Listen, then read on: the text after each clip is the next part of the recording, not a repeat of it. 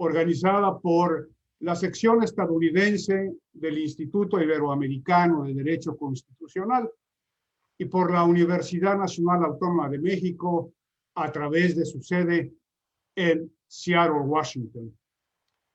Hoy tenemos un tema sumamente importante.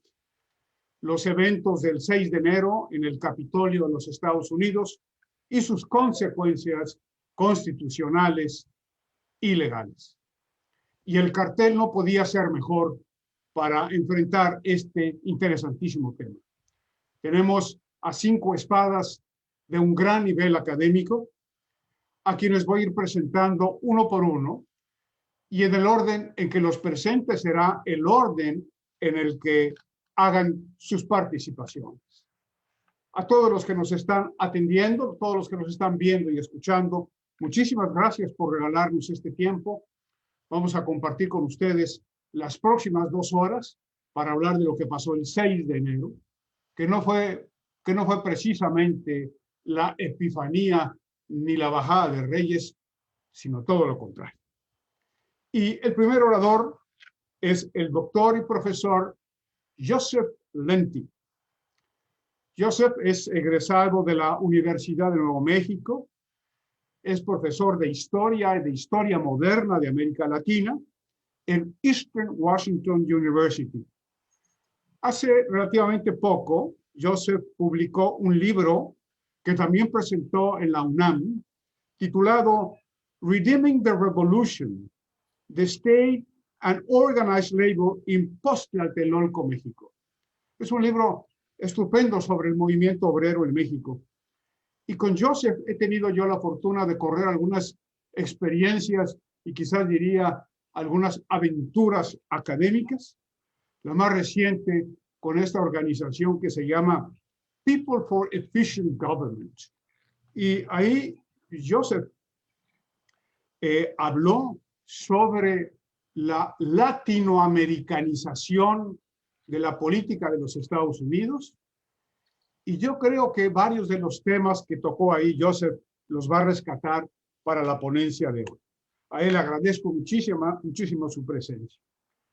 Después vamos a escuchar al distinguidísimo juez Robert Whaley. Robert Whaley es uno de los más distinguidos miembros de la sección estadounidense del Instituto Iberoamericano de Derecho Constitucional.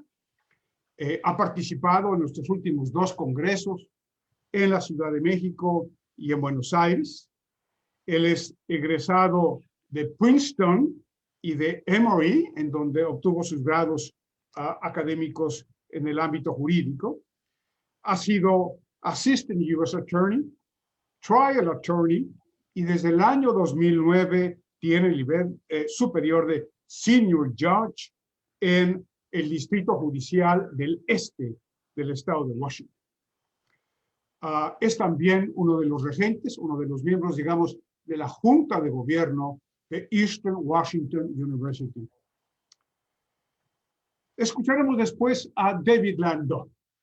David es también un distinguidísimo miembro de nuestra sección estadounidense, es el corazón de la sección estadounidense y es egresado de la Universidad de Harvard y actualmente profesor de Florida State University, de la Escuela de Derecho, y Associate Dean for International Programs en esta muy importante escuela. Dave es experto en Derecho Constitucional y especialmente Derecho Constitucional comparado. Ha trabajado el tema del impeachment y hoy precisamente él nos va a hablar sobre todo lo que sucedió con el impeachment respecto al presidente 45 de los Estados Unidos, y ha trabajado mucho los temas de erosión de los sistemas democráticos. Su obra escrita es muy significativa y además participó como miembro de la Comisión de la Verdad y la Reconciliación en Honduras, Centroamérica. John McKay es el cuarto de los espadas. John es egresado de Ciencia Política de la Universidad de Washington y en el área de Derecho por Creighton University. John fue U.S. Attorney for the Western District of Washington, donde Hace ya varios años lo conocí, él como District Attorney y yo como cónsul, en un tema interesantísimo que quizás algún otro día podremos compartir el profesor McKay y un servidor. John es profesor en Seattle University School of Law y hace relativamente poco, entre 2013 y 2015, dirigió a un grupo del Departamento de Estado para la creación del Estado palestino como un Estado de derecho y tuvo una experiencia larga en Ramallah. Los episodios que cuenta John sobre su estancia en Ramallah son interesantísimos y a veces escalofriantes, de cómo veía pasar los rockets de un lado a otro por la ventana de su habitación. Es un campeón en el trabajo pro bono y en la defensa de las asociaciones de abogados. Actualmente ejerce su profesión de abogado en Davis, Wright y Tremine como un experto en litigios complejos y en defensa criminal tratándose de delitos de cuello blanco. Y para cerrar este magnífico cartel, permítanme decirlo en un vocabulario taurino, escucharemos a Clark Lombardi. Clark es también miembro de la sección estadounidense del instituto, es egresado de Princeton y en Columbia University hizo su maestría y su doctorado en Derecho. Es profesor de la Escuela de Derecho de la Universidad de Washington, experto en Derecho Constitucional, en sistemas federales, en Derecho Constitucional comparado y en Derecho Islámico. Ha trabajado también de manera magistral el tema de instituciones judiciales comparadas y su relación con organizaciones religiosas, el tema del derecho religioso, y ha vivido y estudiado en Indonesia, en Yemen, en Egipto y en Afganistán. Todos los ponentes han hecho un magnífico ejercicio de hablar en español. Hoy solamente vamos a darles un poco de ayuda a John McKay y a Clark Lombardi. Pero les agradezco enormemente a nombre del Instituto Iberoamericano este esfuerzo de estar dentro de la atmósfera de la lengua del instituto, que es el español. Como quiera, las gentes que nos están ahora poniendo atención por Zoom tienen la posibilidad de escuchar la conferencia de John y la conferencia de Clark en idioma español en el canal 2. De manera que de esta forma vamos a tener una presentación bastante homogénea. Muchas gracias a ustedes que nos escuchan. Muchas gracias a los ponentes. Y sin más, le cedo el uso de la palabra a mi amigo, el profesor Joseph Lenti, desde la ciudad de Spokane, Washington. Joseph, tienes la palabra. Muchas gracias, Jorge. Y muchas gracias al Instituto para invitarme. Y durante los últimos 4 años he tenido el privilegio para trabajar con Jorge y con UNAM Seattle.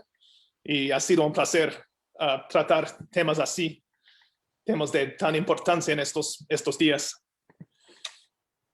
Bueno, quisiera compartir mi pantalla. Tengo una presentación. Y como un profesor, para mí es muy fácil hablar y hablar y hablar. Yo trataré de ser breve en mis ideas aquí con ustedes. Bueno, para empezar esta mesa redonda, creo que es importante pensar sobre formas sociopolíticas, formas que yo veo son en marcha en las políticas, en la política de este país, la política de Estados Unidos. Y durante los últimos años ha sido muy popular escuchar y leer que hay un proceso de latinoamericanización en la política de los Estados Unidos. Es una idea controvertida, pero vale la pena para desempacar qué significa esa acusación. hay formas que están, en mi vista, que están en marcha. Y no son formas únicas solamente a América Latina, pero son formas que normalmente no pensamos son parte del sistema de este país. Y quiero discutir todas estas ideas con ustedes antes de terminar a la conclusión. Un parte importante para tratar es qué es el clientelismo. Y la cuestión que sigue es Trumpism, una red patrón-cliente. Otra cuestión importante, ¿qué es el caudillismo? ¿Es Donald Trump un yanqui caudillo? Como dijeron tantos académicos, politólogos, jornalistas, etc. Y por fin, hay otras señales que sugieren que clientelismo y caudillismo están en marcha en Estados Unidos. Bueno, empezamos así. ¿Qué es el clientelismo? En básico, clientelismo es un intercambio patrón-cliente. Brinda apoyo político o financiero al patrón en cambio de beneficios de algún tipo. Clientelismo, vale la pena decir, siempre, a veces está pensado como el otro-ismo. Es muy popular estudiar ismos grandes como capitalismo, liberalismo, fascismo, comunismo, etc. Pero de acuerdo a varios politólogos, por ejemplo, Tina Hilgers, Beatriz Magalone, clientelismo es el otro-ismo que explica mucho mejor que los otros cómo funciona la política en los lugares más marginalizados. No necesariamente lugares rurales ni urbanos, pero en lugares donde hay mucha pobreza, en lugares donde no existen las armas mayores del gobierno.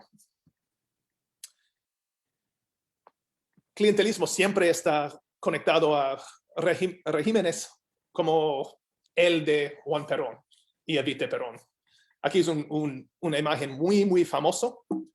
Aquí vemos la primera dama de Argentina, Evita Perón, repartiendo regalos a los niños en su fundación, Fundación Eva Perón, 1948. Aquí es una clase de clientelismo. Clientelismo es una fuente de cooptación político, integra sectores de la población que de otro modo serían marginados en los sistemas políticos de países en desarrollo. ¿Por qué tan prominente en América Latina? Se funciona en una lógica de intercambio. No es un ethos de derechos ciudadanos, que es la base del ideal de democracia.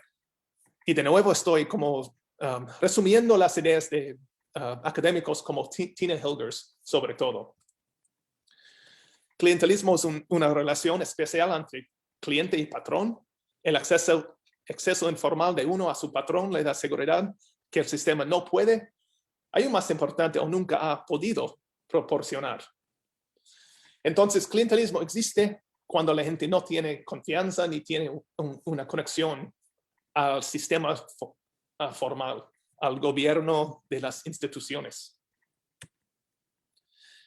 Otra forma mayor de esta charla es caudillismo. ¿Qué es un caudillo? Otra vez, no quiero sugerir que esto es un fenómeno único a América Latina, porque la forma del caudillo podemos ver como equivalentes en casi cualquier otra parte del mundo durante la historia. Pero el nombre caudillo viene específicamente del sistema iberoamericano y sugiere un hombre terrateniente, carismático, viril y patriarcal, un caballero a caballo, se dice a varios historiadores, con inclinación por el autoritarismo. Como puede leer, la edad del oro del caudillo fue el siglo XIX, América Latina post-independencia. Pensamos en figuras como Juan Manuel de Rosas, gobernador de la provincia de Buenos Aires, a veces presidente del país, un hombre con un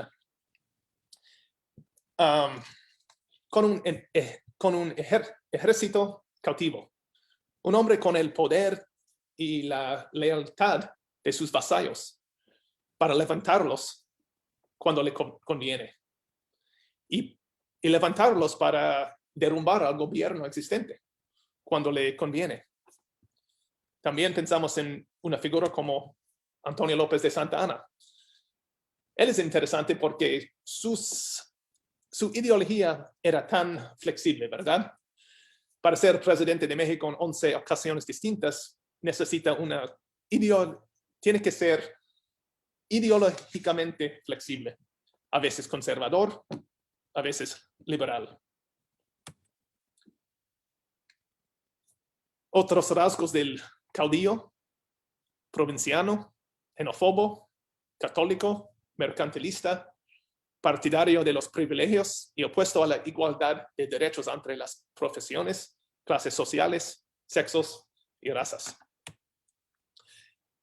Y el lazo más importante para esta charla: clientelista. La relación personal de uno con el caudillo determina sus derechos y beneficios. Otra vez, ¿qué es un caudillo? Un caudillo es hostil a las instituciones permanentes y es una fuerza de inestabilidad.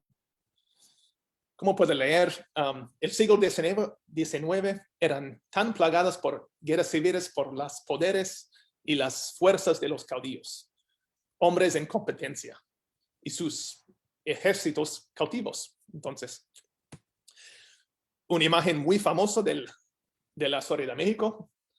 Aquí podemos ver el general presidente Plutarco Elías Calles sentado en una plataforma del tren. Él está rodeado por sus tenientes, hombres que más o menos eran generales o tenientes durante la Revolución Mexicana. Y está rodeado por hombres que antes o en el futuro serían caudillos en competencia. Detrás de él, el general Saturnino Cedillo, un hombre que levantó armas contra la régimen de este hombre, Lázaro Cárdenas, en los 30 tardes. De acuerdo a Calles, quien estaba dando un discurso, su informe de gobierno, en el año 1978, él dio una amenaza sobre el futuro de México en un mundo de caudillos. Y su discurso es muy famoso porque él quiere que México se convierta en un país de un hombre a la de nación, de instituciones y de leyes. Y yo sé muy bien que las palabras de Calles a veces, seguramente en este sentido, fueron vacíos, porque él fue un caudillo que siempre amenazó la régimen existente, sobre todo la de Cárdenas, pero por lo menos él dio una amenaza sobre la existencia perpetua de caudillos y qué podría pasar en su país. Bueno, para ir al grano, ¿es Trump un yankee caudillo? Como le llamó varios personas. Por ejemplo, politólogos, científicas políticas, reporteros, jornalistas, historiadores, Carlene West, Omar Encarnación, Andrés Oppenheimer, Javier Corrales, Stephen Rage, Enrique Krause, el conocido historiador mexicano, quien ha escrito mucho sobre como Mesías, la figura de la Mesías o la figura del Redentor. Entonces, hay un gran grupo de personas que están conectando la historia, la manera de Trump a los caudillos de América Latina del pasado y del presente a veces. El novelista Luis Alberto Urrea, él nos da una cita directa muy linda, muy interesante, que puede leer, que explica la actuación de los caudillos, incluso a Trump.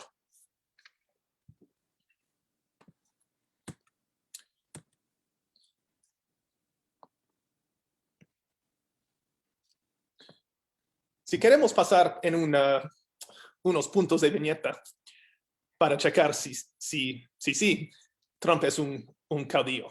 Él es carismático, sí, en su manera.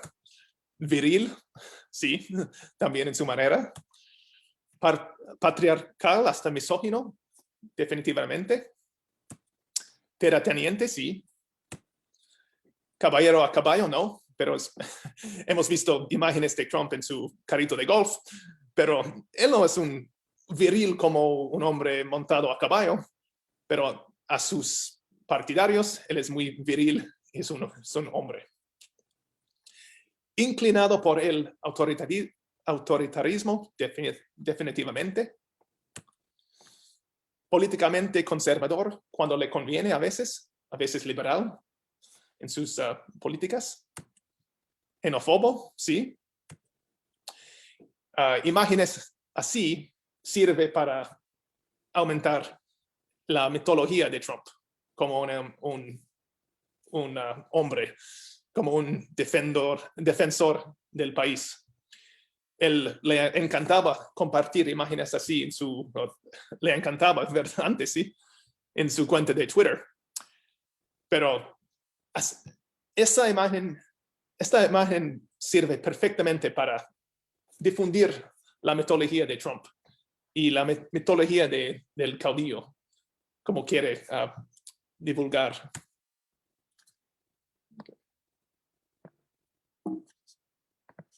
Católico no, pero está bien a favor de los intereses religiosos de sus partidarios. Mercantilista, partidario de los privilegios y opuesto a la igualdad de derechos entre las profesiones, clases sociales, sexos, razas, sí, sin duda.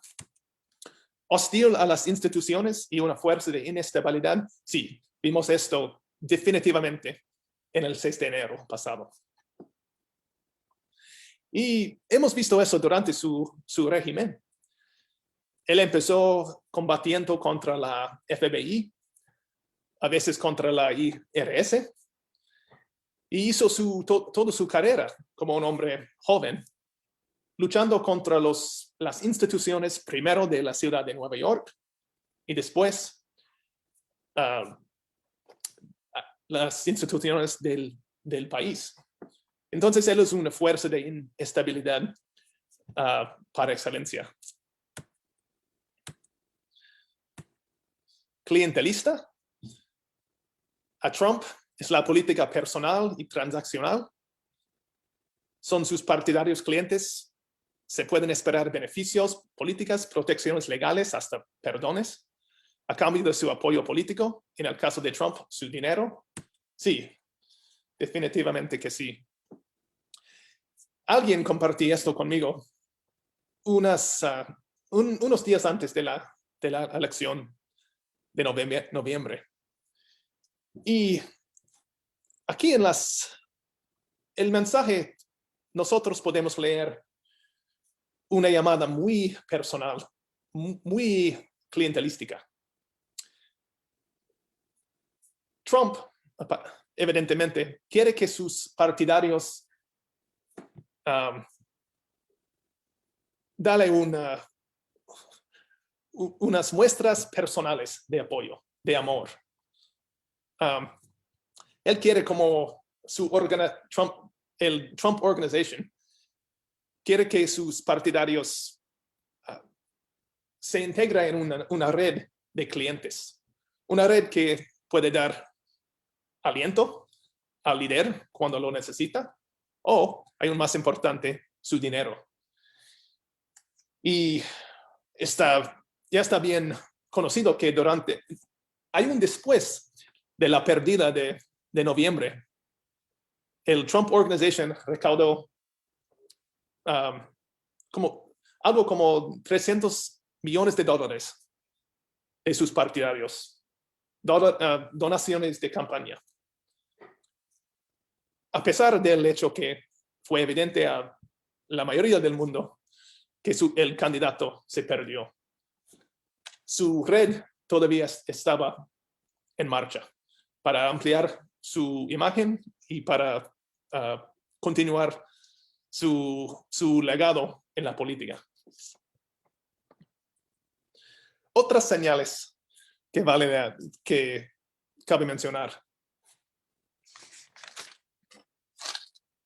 Algo interesante para mí es el fenómeno aumente de iconografía en la política de este país. Aquí estamos viendo carteles de campaña, imágenes, letreros. En América Latina está bien común para ver vallas publicitarias grandes de campañas, de candidatos. Aquí estamos viendo como leyendas de la historia de sus países. Evita Perón, al lado de un edificio en Buenos Aires. El rostro de Che Guevara en un edificio gubernamental en La Habana. Y la aún más común ojos de Chávez, que se parecen en las paredes de Caracas y otras ciudades en Venezuela. ¿Son estas expresiones de unidad nacional o de patriotismo? O quizás son recordatorios o demandas de lealtad a la red política de uno. Aquí es otro fenómeno que me interesa, porque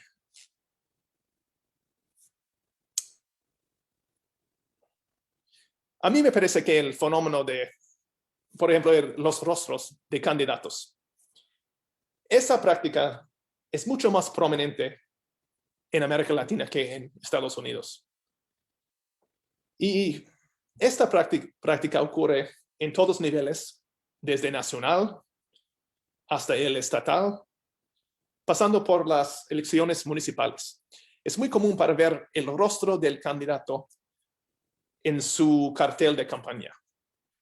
Aquí, normalmente podemos ver imágenes de candidatos a la presidencia, hasta los gobernadores, pero normalmente, y he participado en cientos de campañas, normalmente los carteles no incluyen fotos o imágenes del candidato.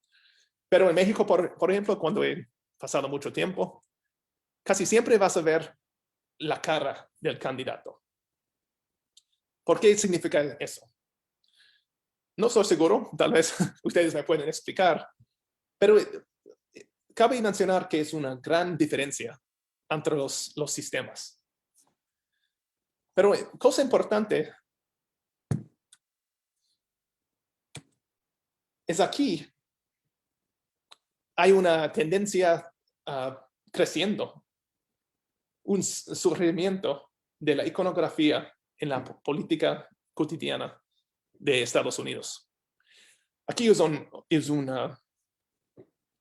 más o menos es una propaganda que aparece en un muro en Los Ángeles. Aquí no menciona el nombre del político, pero todo el mundo sabe, es bien conocido que es el rostro de Barack Obama y el mensaje de esperanza. También, más y más podemos ver como etiquetas para coches, una etiqueta así, con el rostro famoso de Bernie Sanders. Ni siquiera necesitamos las palabras aquí. La mayoría de la gente que están interesado en la política sabe el rostro famoso de Bernie.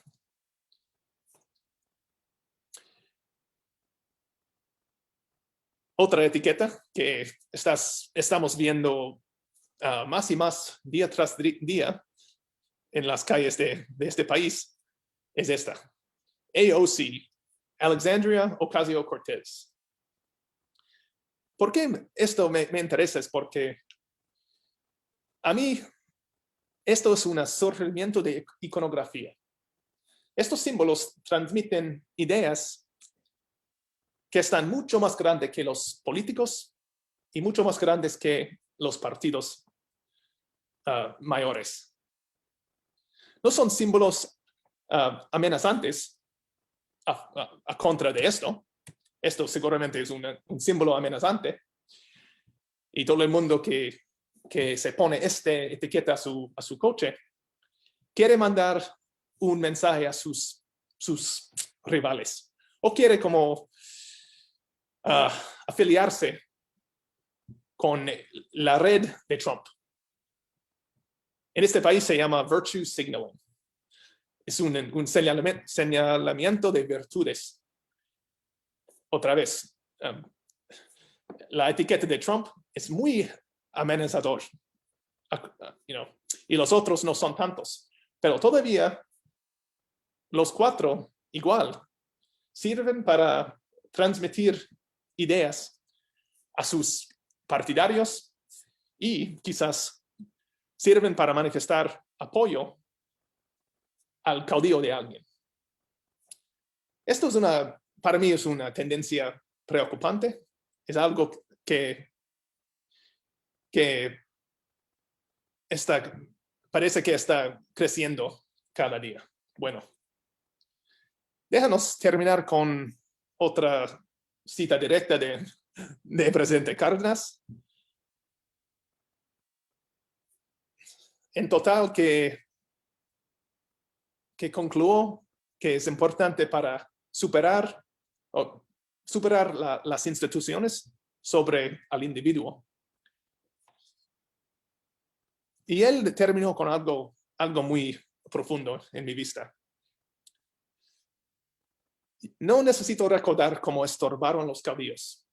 La aparición y la formación y el desarrollo de otros prestigios nacionales de fuerza, a los que pudiera ocurrir el país en sus crisis internas o exteriores, y cómo imposibilitaron o retrasaron el desarrollo pacífico evolutivo de México, como país institucional en el que los hombres no fueran, como no debemos ser, sino meros accidentes sin importancia real, al lado de la serenidad perpetua y augusta de las instituciones y las leyes. Mis conclusiones, como se puede leer, sí, en muchos sentidos el Trumpismo es clientelismo, una forma política con profundas raíces en historia latinoamericana. Sí, también en muchos sentidos Trump es un yanqui caudillo. Pero no, los individuos y los íconos no son nada nuevo en la política estadounidense. Sin embargo, la mayor polarización del hoy significa que los políticos individuales encarnan virtudes específicas por encima de sus partidos políticos y quizás de las de su país. Muchas gracias.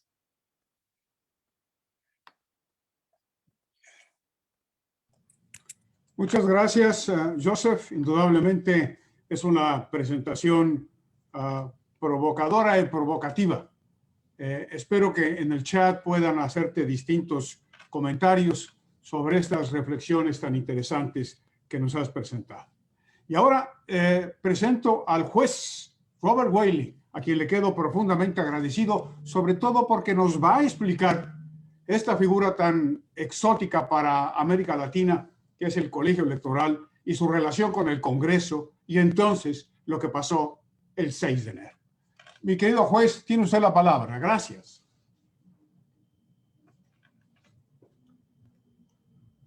Juez Whaley, ¿me escucha?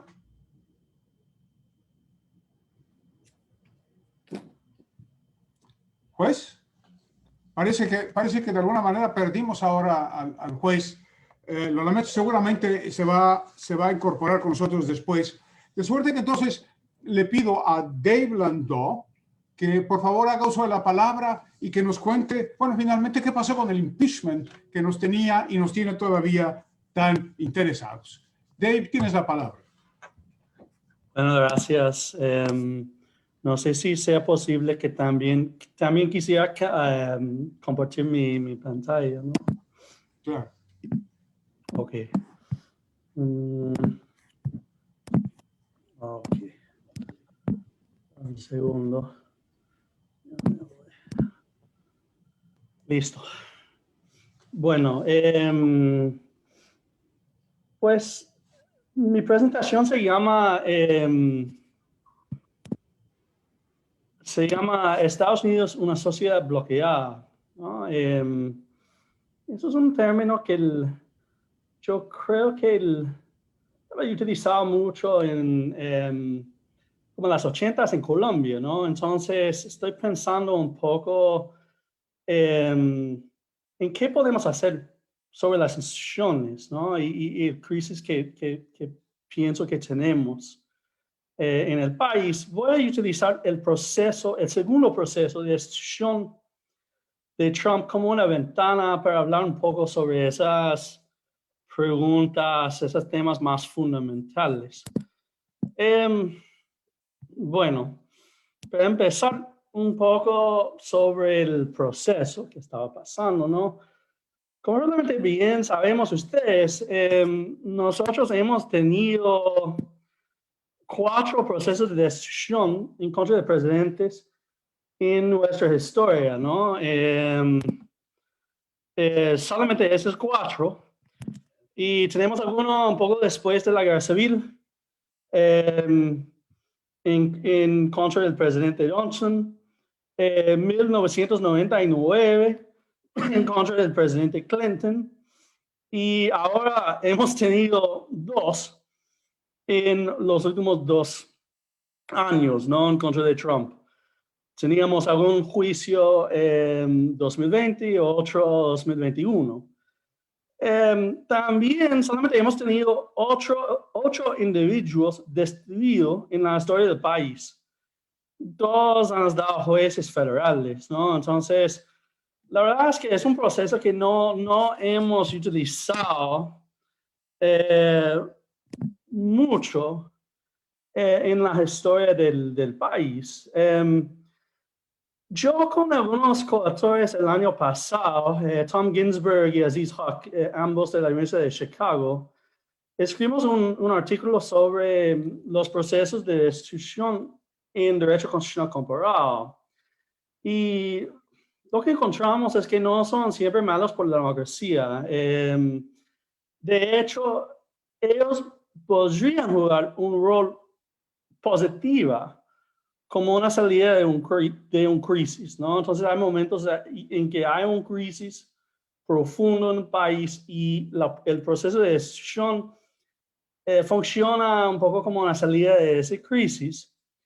Pero creo que también, si miramos algunos países, últimamente, por ejemplo, Brasil, podemos ver que la utilización de esos procesos muy frecuentemente puede indicar problemas más serios, más estructurales, ¿no? En el sistema. La otra cosa que quiero decir sobre ese proceso es que la verdad es que no fue una sorpresa que el proceso no tenía éxito, ¿no? Desde experiencias comparadas sabemos que un proceso de destitución nuevamente no va a prosperar sin el apoyo del partido, la coalición del presidente. Si pensamos, por ejemplo, en el proceso en Paraguay, incluso en Brasil, se necesitan algunos cambios, un pérdida de apoyo del partido del presidente. Y aunque había algunas decisiones de los republicanos, la verdad lo más en la historia del país, en un proceso de destitución de un presidente, 10 personas en la Cámara y 7 de las 50 senadores en el Senado no fueron suficientes votos por una convicción. Entonces, el proceso no tenía éxito por factores políticos, ¿no? Pero lo interesante, como siempre, en un proceso de decisión en Estados Unidos es que los argumentos son legales. Entonces, todos estaban hablando de si el proceso estaba en un proceso de ley, pero la verdad es que fue un proceso político, ¿no? Y así, pues, lo que podríamos ver es que el presidente todavía, aunque ya es un expresidente, tenía el apoyo de la mayoría de su partido, ¿no? Porque si miramos bien los argumentos legales, las dudas sobre la constitucionalidad del proceso, desde mi juicio, no fueron muy serias, ¿no? La primera fue que había muchos republicanos quienes dijeron que es inconstitucional tener un juicio de decisión sobre un exoficial, ¿no? Entonces, por ejemplo, el líder de los republicanos en el Senado, Mitch McConnell, dijo exactamente eso, que pues es posible que el expresidente Trump hizo acciones que fueran, pues, que podrían ser destruidos por esos, pero en cualquier caso, el proceso fue inconstitucional, porque él ya no es un presidente. Eso es un argumento interesante, ¿no? Pero creo que no tiene mucho sentido, ¿no? Y que, pues, si miramos profundamente el tema, es bastante obvio que el Senado tiene el poder hacer el juicio, ¿no? Y creo que ese argumento está fundado en el texto, porque el texto dice que hay dos consecuencias a una destitución. La destitución como sí, y también la descalificación de la persona para ser nuevamente candidato. Y por esas dos consecuencias me parece bastante claro que sí es posible tener un proceso en contra de un exoficial. También si miramos la historia, había casos en el siglo XIX en que el Senado sí hizo el proceso después de la resignación del oficial. La tercera es, si miramos el intento de los fundadores, fue bastante obvio que ellos pensaban que ese tipo de procesos sería posible. Ante todo, cuando estamos pensando en una persona que sea un peligro al Estado. Entonces, me parece que los argumentos son, pues, bastante claros, ¿no? Pero en cualquier caso, la mayoría de los republicanos dijeron que fue inconstitucional el proceso. El segundo argumento fue que los actos de Trump, pues, no podrían ser objeto de un proceso de decisión porque por ejemplo, la primera enmienda o porque los actos no fueran high crimes and misdemeanors, como dice la Constitución. Pero me parece también, y no quiero hablar muchísimo del tema, pero me parece bastante claro que desde el sentido del estándar, que es un estándar, la verdad, más político que legal, fue bastante obvio que esos fueran high crimes and misdemeanors, ¿no? En varios sentidos, había el intento cambiar el resultado de la elección, que es una cosa sumamente grave. Si miramos en la experiencia comparada, en que ese es un esfuerzo más o menos para poner en peligro la democracia en los Estados Unidos. La segunda, la insurrección como tal. Y la tercera, que él no hizo nada después de que las personas estaban en el Congreso, ¿no? Entonces, es bastante claro que eso es una estándar política, es como para destituir una persona que sea un peligro al Estado. Y también para decir que la primera enmienda, ¿no? Libertad de expresión, pues en cualquier caso no tiene el mismo significativo en ese tipo de proceso, ¿no? Eso no es un proceso criminal como tal, es un proceso político. Todo eso para decir que, pues, ¿qué podemos decir de ese proceso? ¿Cuáles son las lecciones de ese tipo de proceso y cuál es el estado de democracia en Estados Unidos después de ese proceso? El argumento que quiero decir brevemente es más o menos que hay un riesgo que los actos de un líder, aunque es una persona muy peligrosa como él, podrían oscurecer los elementos más estructurales, más crónicos, más profundos del crisis. Y creo que sí, los Estados Unidos tienen una crisis en varios sentidos, una crisis constitucional, una crisis de legitimidad, en que niveles bajos de la población tienen confianza en las instituciones básicas del Estado, el Congreso, por ejemplo, pues, pero también los partidos políticos, los tribunales y todo. Una crisis de representación, que las instituciones por varios factores no tienen una representación adecuada de la sociedad. Hay una sobrerepresentación masiva de algunos grupos y otros grupos que no son muy representados, ¿no? Entonces, con el pasaje del tiempo y otros factores, como la influencia de grupos con mucha plata, había muchas distorsiones en el proceso de representación en los Estados Unidos. La otra, una crisis de gobernancia, ¿no? Que los problemas más grandes no tienen ninguna solución. Y la verdad es que hoy en día en los Estados Unidos es difícil, muy difícil legislar, incluso en temas muy populares, ¿no? Incluso en temas en que hay mucho apoyo. La última, una crisis de reforma. El sistema político no tiene los recursos internos para resolver sus problemas. Eso para decir, necesitamos cambios profundos, pero es casi imposible en el diseño constitucional de Estados Unidos para hacerlo, ¿no? Estaba pensando un poco eso, pero manera de analogía de Colombia en las 80s, ¿no? Porque eso es el origen de ese término, sociedad bloqueada.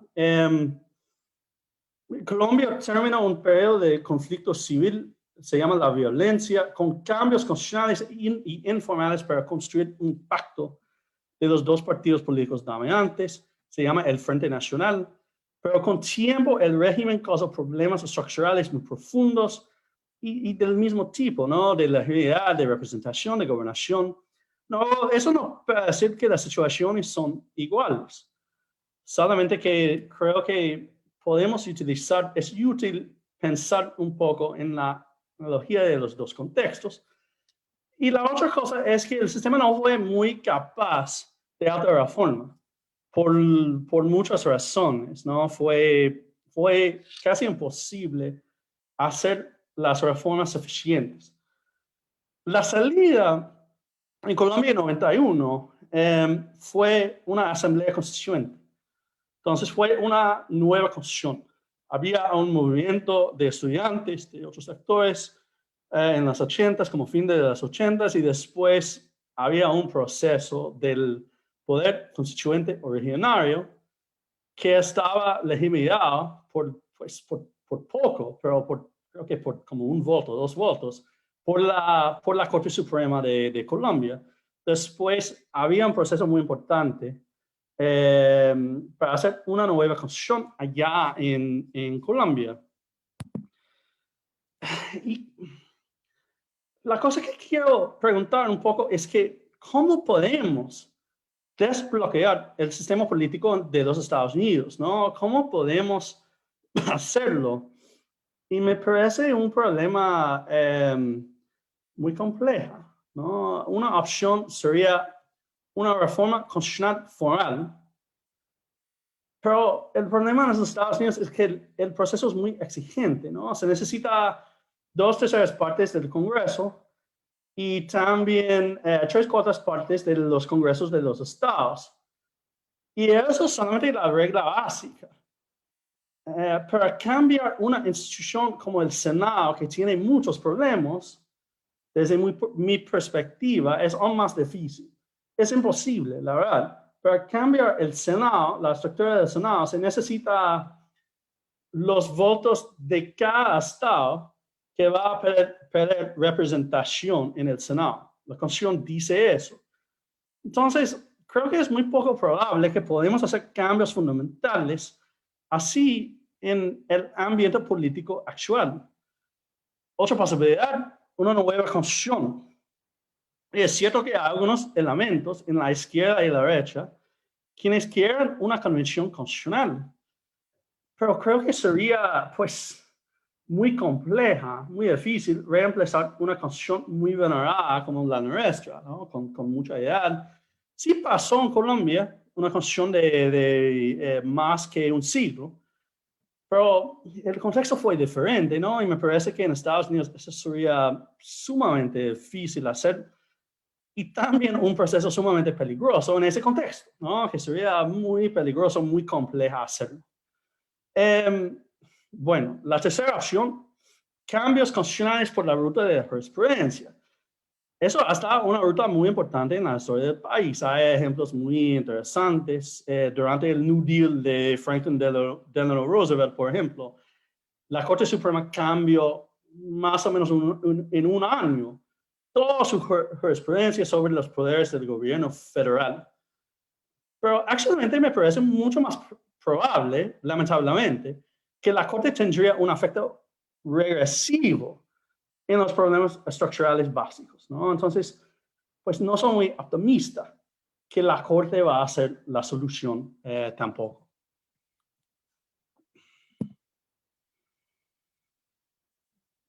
Creo que la posibilidad sería quizás cambios estructurales legislativos, ¿no? Es como casi la única cosa que podemos hacer en ese momento.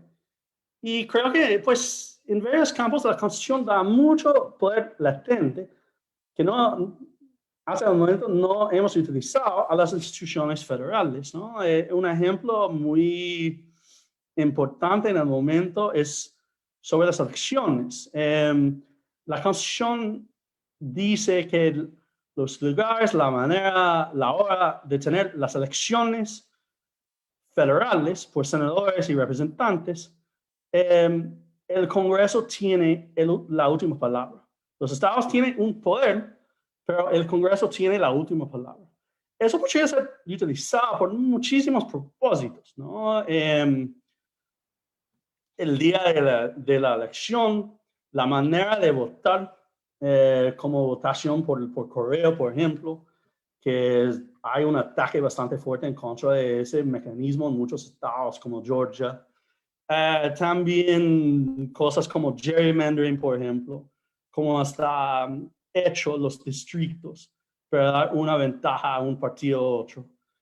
Entonces, es muchísimo poder estructural que sería bastante fácil desde la perspectiva constitucional de utilizar. Otro ejemplo, el Senado, el Congreso tiene un poder plenario para añadir nuevos estados, ¿no? Como Puerto Rico, por ejemplo, como Washington, D.C., como ha dicho algunas personas. Y eso podría cambiar un poco la balanza de poder en el Senado. Tampoco se necesitaba una enmienda constitucional. El tercer ejemplo, como sabemos, los tribunales. El Congreso tiene mucho poder sobre la composición de los tribunales federales, e incluso el tamaño de la Corte Suprema, ¿no? El número de personas en la Corte Suprema. Y eso también podría ser utilizado por hacer cambios estructurales al sistema. Y esos son solamente los ejemplos más obvios. La verdad es que hay mucho más, ¿no? Si pensamos desde una perspectiva un poco más profunda sobre los problemas estructurales, que también, por ejemplo, la desigualdad en la sociedad, ¿no? Hay muchas cosas que puede hacer el Congreso. Si solamente tenemos la imaginación y la voluntad para hacerlo. Pues, a manera de conclusión, creo que el sistema de instituciones políticas en el país sí tiene una crisis profundo y estructural. Y si en muchos países en el mundo hay una tendencia para pensar que demasiados problemas pueden ser resueltos, por cambios constitucionales y estructurales, creo que en mi país no hemos tenido una perspectiva suficientemente estructural, aunque eso está cambiando, ¿no? Está cambiando, por ejemplo, en la izquierda. Las rutas de cambio constitucional formal probablemente no son realistas en el corto plazo. Pues yo quisiera que no sería así, pero creo que es así.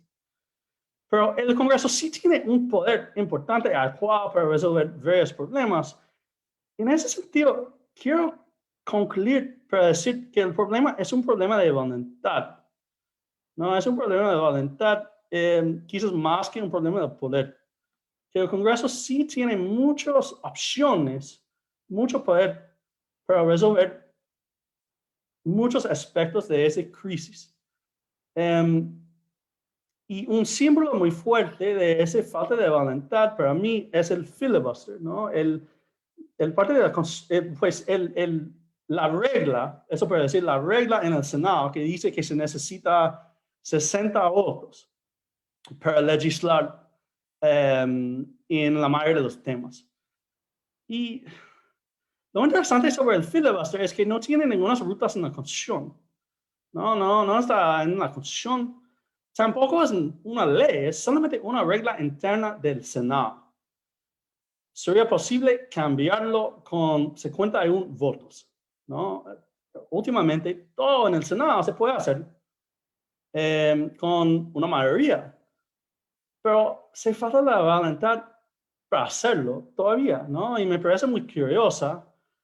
Es casi como estamos diciendo como sociedad o clase política que no podemos tener un impacto en nuestros problemas centrales, y eso me parece es una actitud muy peligrosa, ¿no? Porque sí necesitamos una salida, y creo que en el momento sí estamos, la verdad, una sociedad, un sistema político bloqueado. Gracias.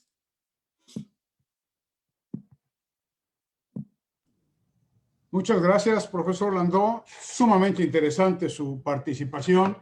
Seguramente los comparativistas que nos están escuchando inmediatamente han reflexionado sobre lo que pasa en México con la reforma constitucional, que es inversamente proporcional a lo que sucede en los Estados Unidos.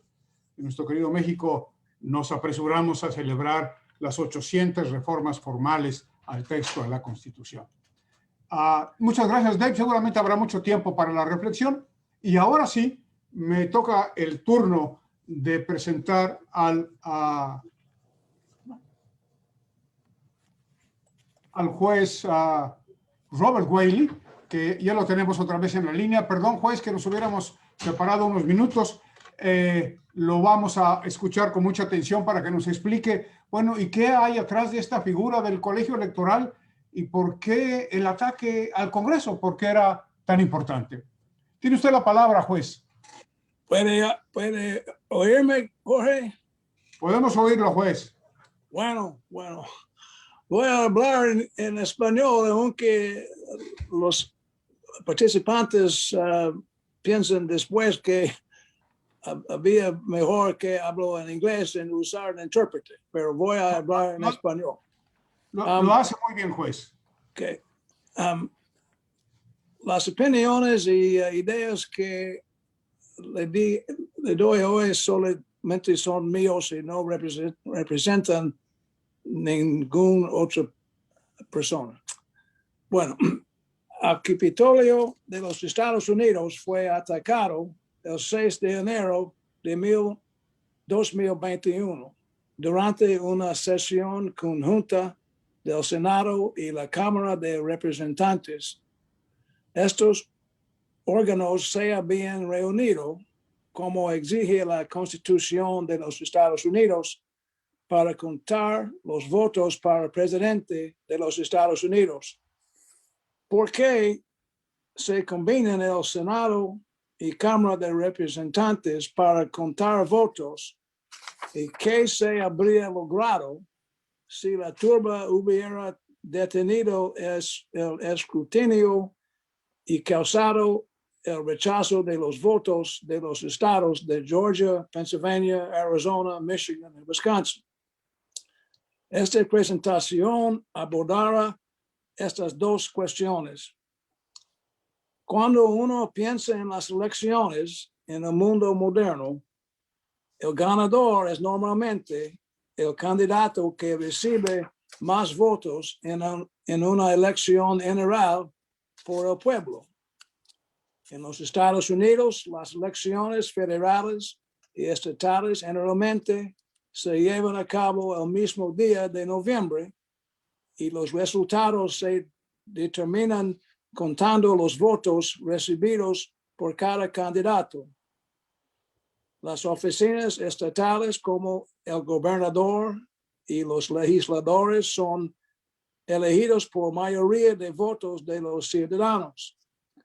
En las elecciones federales para el Senado y la Cámara de Representantes, el ganador es el candidato que recibe la mayor cantidad de votos en el estado o distrito legislativo involucrado. Después de que las urnas se cierran, la Red Nacional de Televisión publica el número de votos de cada candidato y cada estado para que la nación los vea. Los ganadores se conocen generalmente al día siguiente. Estas elecciones están determinadas por el voto directo del pueblo. El candidato con más votos gana. A diferencia de esas elecciones, la elección del presidente no se decide contando los votos recibidos en las elecciones generales.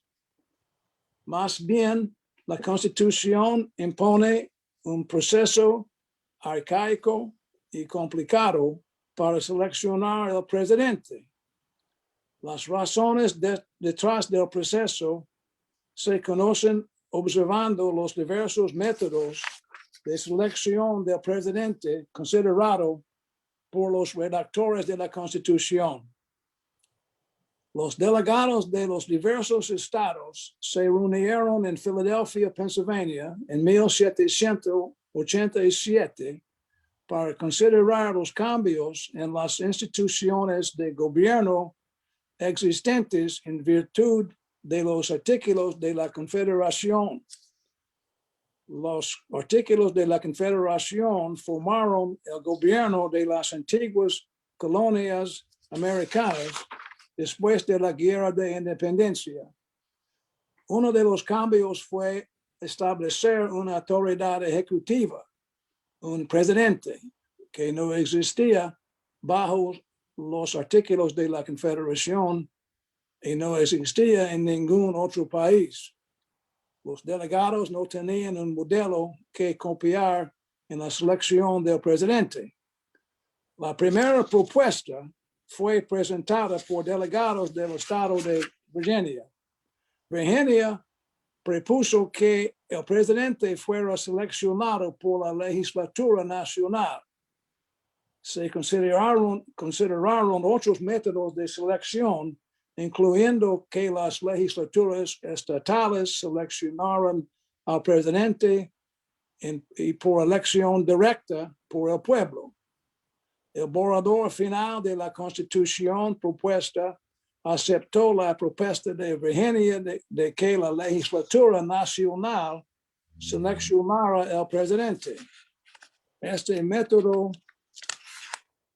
fue finalmente rechazado porque haría que el presidente, buscando la reelección, quedara subordinado al Congreso. El presidente estaría en duda con la legislatura en lugar de con el pueblo, porque su trabajo dependería del favor de los legisladores. Este método violaría la separación de poderes deseada.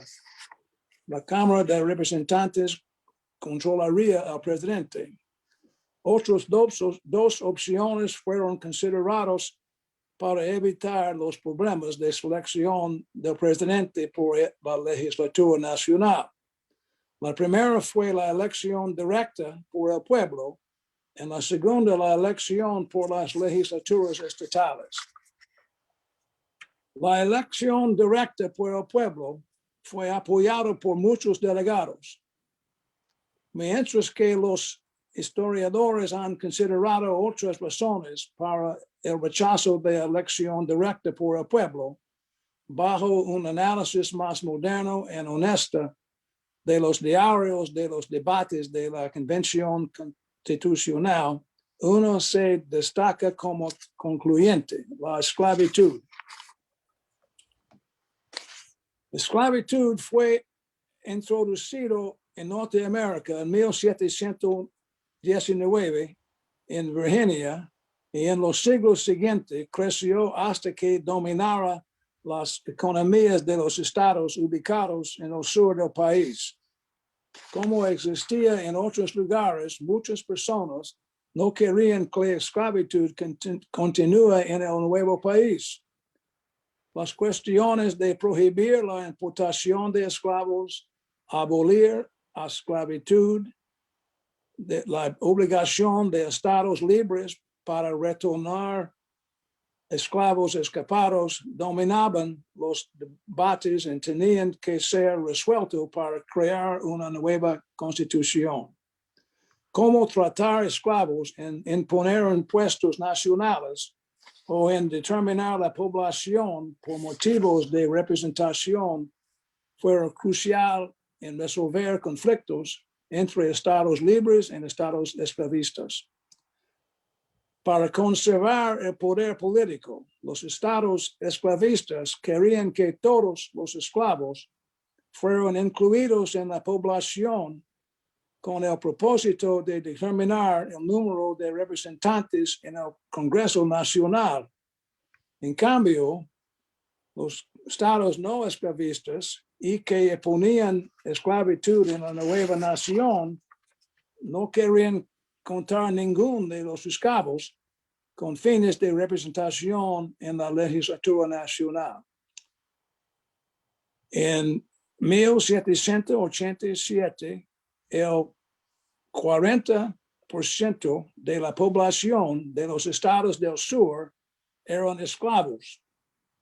El 60% de la población de Virginia estaba formada por esclavos.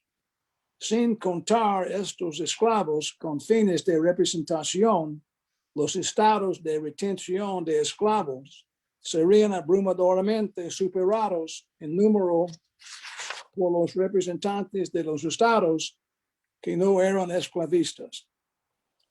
De los debates se advierte claramente que los estados que poseían esclavos no se unirían a la nueva unión si los esclavos no se contaran de alguna manera con fines de representación en la nueva nación.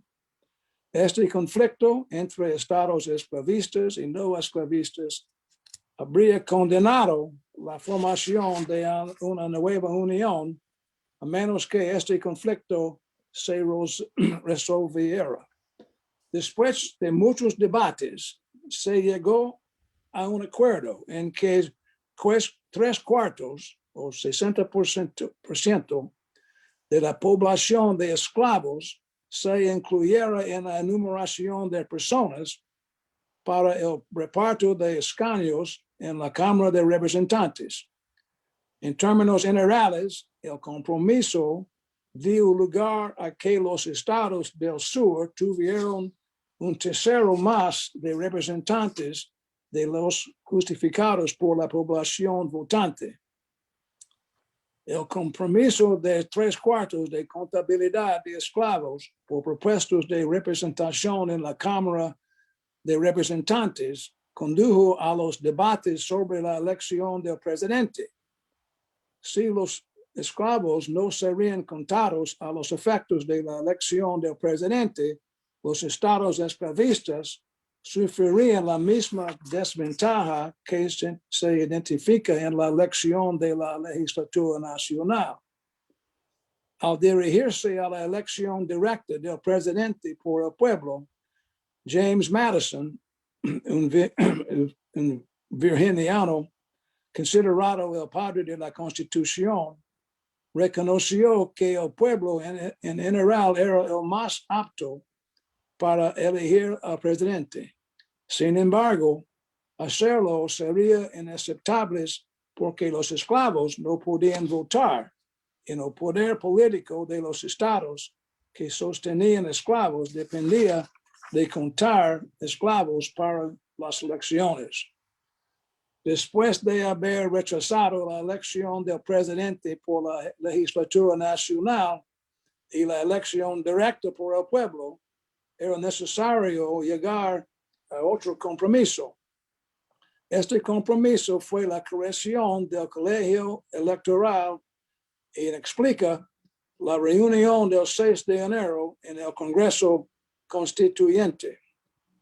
Los delegados decidieron que cada estado elegiría un elector presidencial por cada distrito legislativo y uno para cada senador. Los senadores y legisladores no podían servir como electores para la elección del presidente, manteniendo así la separación de poderes entre los legisladores y el presidente.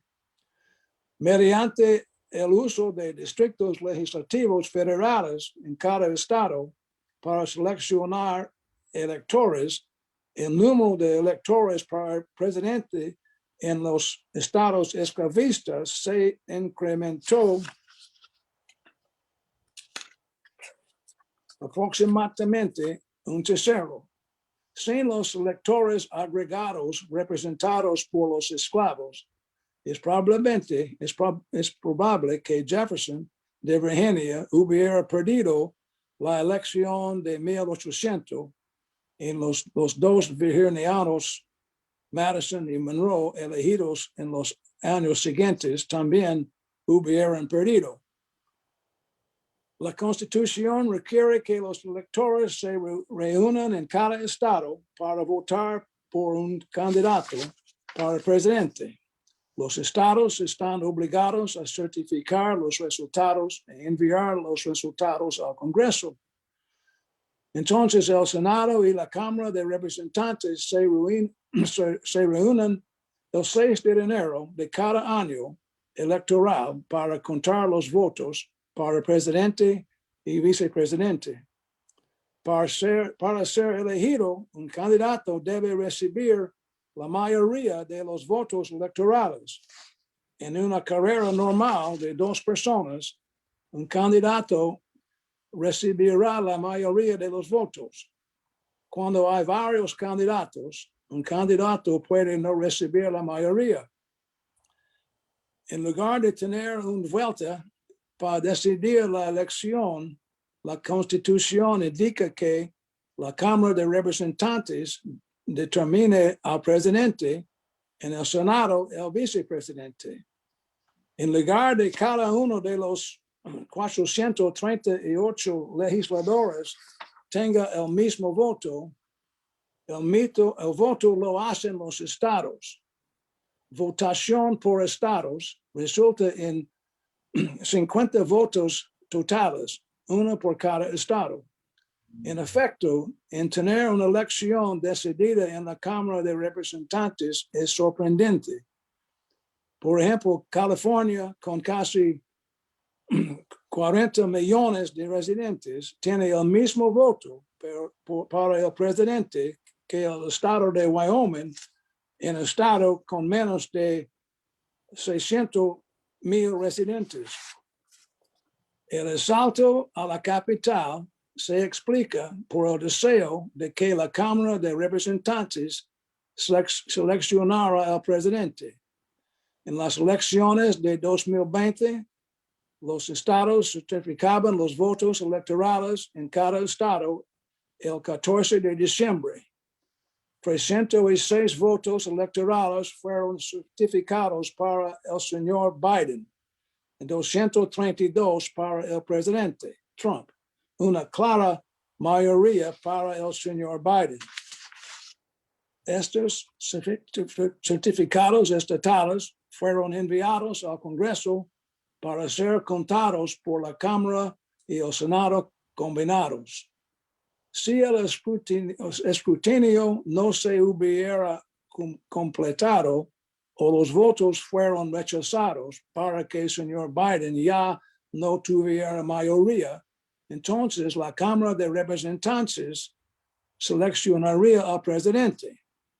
Debido a que hay más estados de población pequeña que están controlados por republicanos, un voto en la Cámara de Representantes probablemente revertiría los resultados de las elecciones y presidente Trump habría sido reelecto. El objetivo que tuvo de la turba que atacó la capital fue detener la certificación o presionar al Congreso para que rechazara los votos en Georgia, Arizona, Pennsylvania, Michigan y Nevada. Si alguno de los dos hubiera tenido éxito, la Cámara de Representantes habría decidido la elección. Las debilidades estructurales en el proceso de elección del presidente se pusieron al descubierto en las elecciones de 2020. No hubo evidencia de fraude en las elecciones que cambiaría el resultado. Sin embargo, la mayoría de los representantes republicanos en la Cámara de Representantes se trasladó a rechazar los votos de 5 estados y 10 senadores republicanos hicieron lo mismo. Si hubiera tenido éxito, la elección habría sido revertido. El efecto en el proceso es evidente. Si el mismo partido controla la Cámara y el Senado, los votos del pueblo expresados por los electores pueden ser rechazados y la elección enviada a la Cámara de Representantes. No hay impedimento estructural para un rechazo tan flagrante de la asunción fundamental de una democracia, que un partido perdedor aceptará los resultados de una elección. Es la transición pacífica del poder de las partes amargamente opuestos lo que ha distinguido el experimento estadounidense. La única salvaguardia es la buena voluntad y el carácter de los funcionarios electos encargados en virtud de la Constitución para acatar sus términos. No es probable que el Poder Judicial Federal pueda proporcionar salvaguardias tales como la resolución de tal conducto. El poder de evitar tal conducto queda en el proceso político. Tampoco es probable que el proceso electoral cambie pronto, y es probable que los ataques a la transición pacífica del poder vuelvan a ocurrir. Es todo. Muchas gracias. Muchas gracias, juez. Te lo apreciamos mucho. Hemos aprendido mucho de lo que está detrás de las acciones del 6 de enero y detrás de las palabras de la Constitución. Y cómo nos gustaría ver que algún día en los Estados Unidos el sistema electoral camine a elegir al presidente como aquel que más votos reciba del pueblo, como es en las democracias más modernas, sobre todo después de que nos ha explicado usted que detrás de la institución del colegio electoral lo único que había o lo único que hay son intereses económicos. Por eso es que no está por demás recordar aquella definición de la Constitución que decía: la Constitución es un documento de naturaleza económica. En fin, ojalá que esta iniciativa que se ha presentado para hacer un compromiso entre los electores de los estados, cuando tengan más de 270 votos electorales, simplemente sus electores voten por aquel que más votos populares tuvo. Ojalá que esta iniciativa que está presentada, que todavía no tiene el respaldo suficiente, algún día, por la voluntad de los legisladores, se pueda convertir en realidad. Muchas gracias, juez. Y ahora es el turno, and I will do this in English. It is my pleasure to introduce Professor John McKay, distinguished professor of Seattle University School of Law, and he will elaborate about the criminal consequences of all the events on January the 6th. John, it's your turn, and you will have simultaneous translation. Please use channel 2 to listen to the presentation in Spanish. Go ahead, please. Gracias, Jorge. Disculpen que no habla español, but es un gran placer estar aquí con ustedes. I will now speak in English and with apologies. Thank you. I'm going to share my screen and hopefully this will be allowed, but I'm not so sure. Yes, I have to give this permissions apparently.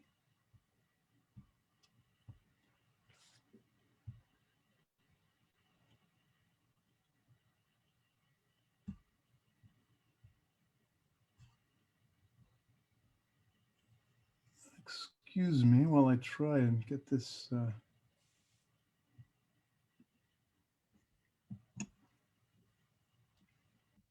Yes, let's see.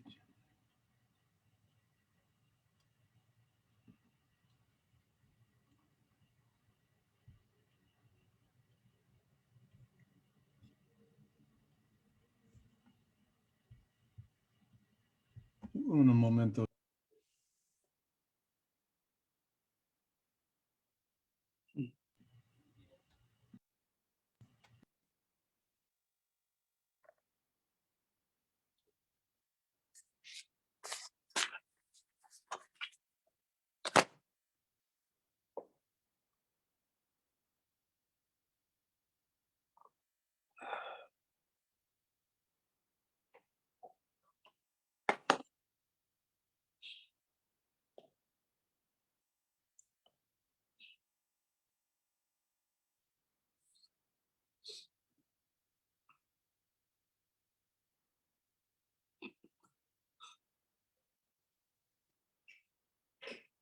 John, we have your slides.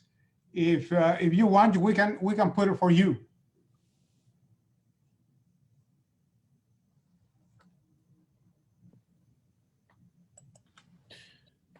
Parece que se fue. John, can you hear me? Mm-mm. No, I don't think so. Se fue, Jorge. Okay, so let me turn to Professor Clark Lombardi. Are you there, Clark? Yes, I am. Here's Would you wait, please- John is back. Would you please take this turn? I think John has returned. Okay. No. Okay, if you want, I can do it. Shall I share my Yes, screen? yes, please, Clark. Oh. Let's do it. Whoops, sorry.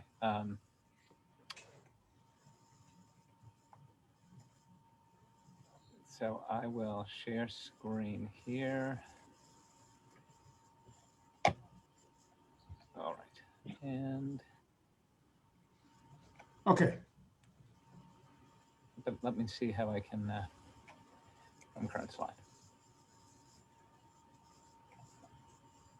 All right, can people see my screen? Yes, yes, we can. Great. Okay. Like Professor McKay, I must apologize for speaking in English, although Professor McKay was polite enough to make his apology in Spanish. So let me apologize in English. Most of my research is not in Latin America, but it's in the Middle East and Asia. So I am very much out of practice with my Spanish. But I hope that some of the work that I do will be of interest to you all. Certainly, I have been interested in thinking about how research and practical work that I have done in a number of countries in Asia and the Middle East has illuminated important issues that have always been present in the United States, but have become even more obvious in the wake of our recent recent political crises last month. So the question that I want to ask is, should comparative constitutional scholars and policymakers define the United States as a post-conflict, deeply divided society? Now, comparative constitutional scholars have focused a great deal of attention recently on the subject of deeply divided societies. Now, the term deeply divided societies is a technical term. It does not simply mean that the society is a diverse society. It does not mean only that the society is one in which people disagree with each other politically. The term deeply divided society refers to a society with particular qualities. These are societies in which, first, ethnocultural, religious, or other communities are politically mobilized. In other words, people who identify themselves as, let's say, Black Americans or Hispanic Americans, Mexican Americans, will tend to vote as a bloc. They are active politically, and they tend to engage in politics in an organized fashion. Similarly, they could be religious communities, so Muslim communities or Christian communities, Catholic communities in some countries are politically mobilized.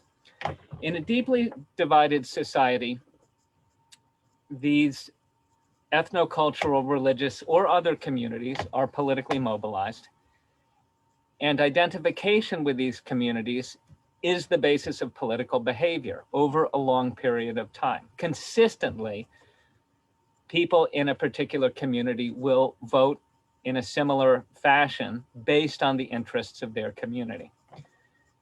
In a deeply divided society, individual loyalties lie more with one's community than with the state. It is more important to you that your community thrives than that the state thrives. And then fourth, and this is really just repetitious, political preferences are dictated primarily by the interests of the communities. And citizens will expect that if they elect a representative or somehow otherwise get a representative into power, that representative will promote the interests of their community. Deeply divided societies are always in danger of political instability or civil war. And why? Well, it's probably intuitive, but the reasons are this. In some divided societies, one community may be so powerful that it can simply act in its own interests and subdue all other communities. Think about the white South African community in the apartheid era. And this will be stable, but only until a weaker community gains some power somehow to resist the stronger community. In other deeply divided societies, really most, no community is able or morally willing simply to impose its supremacy by force. And in these situations, the state will become unstable. A weaker community may not be able to conquer other communities. It may not be able to become the supreme community, but these weaker communities will resist oppression through passive resistance or guerrilla war. And this leads in many cases to state weakness or state failure.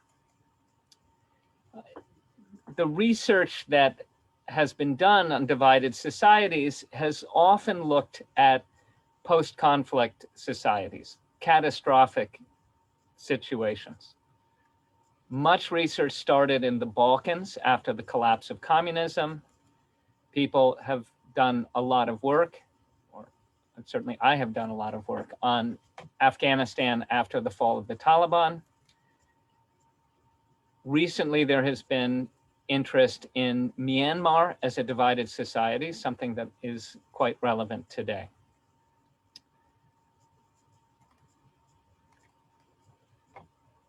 In the research into countries like this and into many other divided societies, scholars have identified some happier cases. Scholars have identified some situations in which countries are able to emerge from conflict, state failure, and even though they are deeply divided, they have been able to construct democratic forms of governance. And the scholars who look at these few happy stories tend to identify two different possible approaches that divided societies can take if they want to emerge more democratic. The two different systems that scholars have proposed, they really are very different. And some scholars prefer the first and some scholars prefer the second. The first method is called consociationalism. And it's associated with a Dutch professor named Arend Leipart. And the theory of consociationalism and the idea of the scholars who favor consociationalism is that in some divided societies, it turns out, you can identify leaders of the different communities that are hostile to each other. And you will create a government in which everyone is guaranteed a share of power. And there are different ways to share power. For example, you can allow some communities to control the territories in which they are in a majority and other communities to control other areas in which that other community is in the majority. This is just territorial federalism. You can also sometimes say through a political agreement or even constitutionally that different communities have a right to control particular ministries, always. That the Minister of Defense will always be from one particular community and the Minister of the Treasury will be from another. Or in semi-presidential systems, you might say the Prime Minister will always have to be a member of one religion and the President will be from a different religion, which is a situation that holds in countries like Lebanon. One of the qualities that's very common is to have a grand coalition in which members from all of the different hostile communities will be represented in a cabinet or in the parliament. And there will be a system by which every group, including the minority groups, has a veto right. And this is a point to which I want to return shortly. Now, consociationalism is very useful at getting communities that have been hostile to each other and fighting with each other to get them to sit down together and to begin to work together peacefully through the state apparatus rather than through war. That's the good thing about consociationalism. But the problem with consociationalism is that it tends to lead to bad government. That over time, consociational governments are useful because they bring peace, but they tend to govern badly. And they tend to govern worse and worse and worse over time. And the reason is fairly intuitive.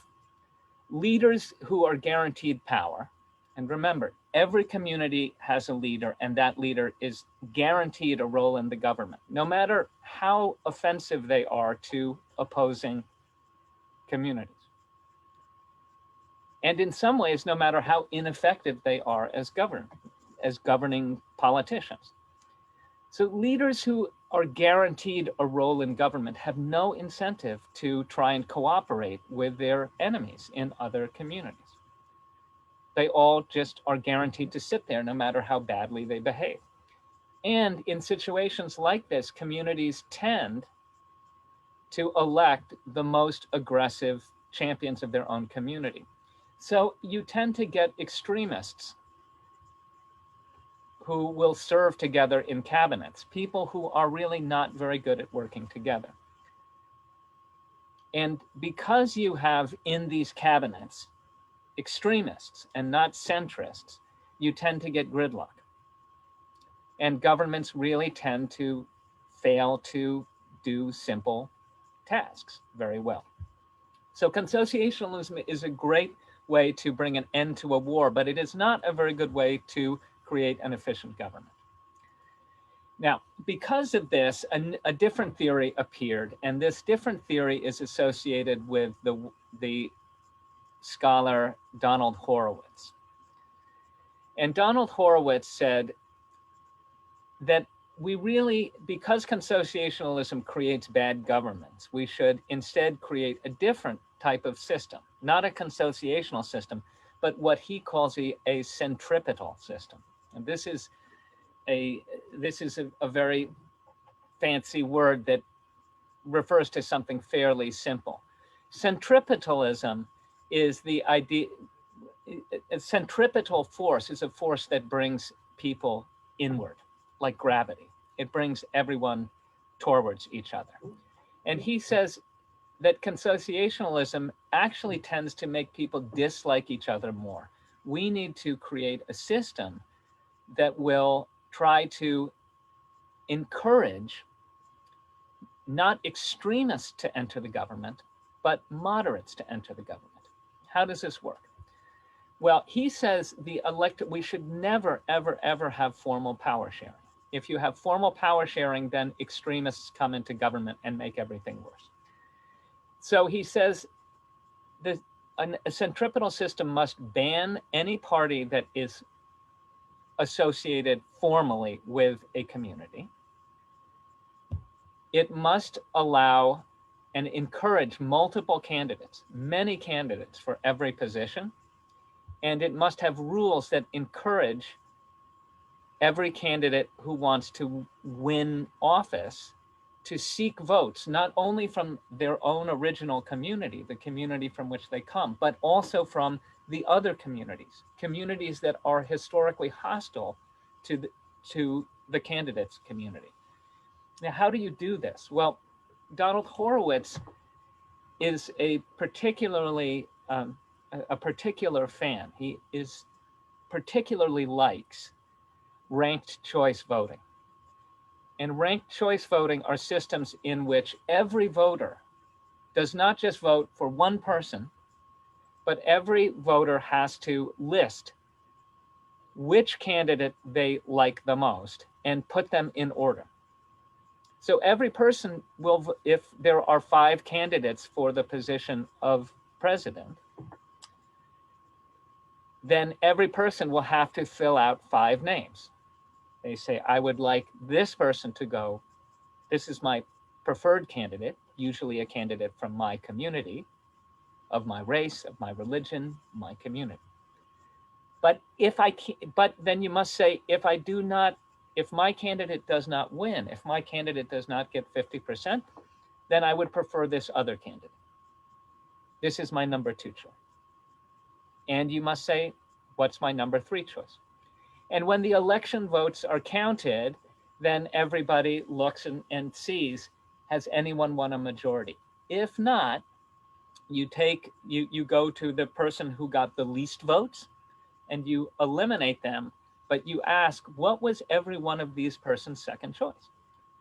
And you add up all of the votes again, asking how many first place votes did everyone get, and how many of the second choice votes, the second place votes from the last candidate did you get? It's a fairly complicated system, but it has a great advantage, which is that if there are many candidates and every candidate needs to be somebody's second choice, they have to think about helping other communities. When they campaign, they can not only campaign saying, this is what I will do for you all, my community. They have to say, yes, I will try to help my community, but you in other communities should also understand that I will help you more than any other of the candidates, except for your first choice.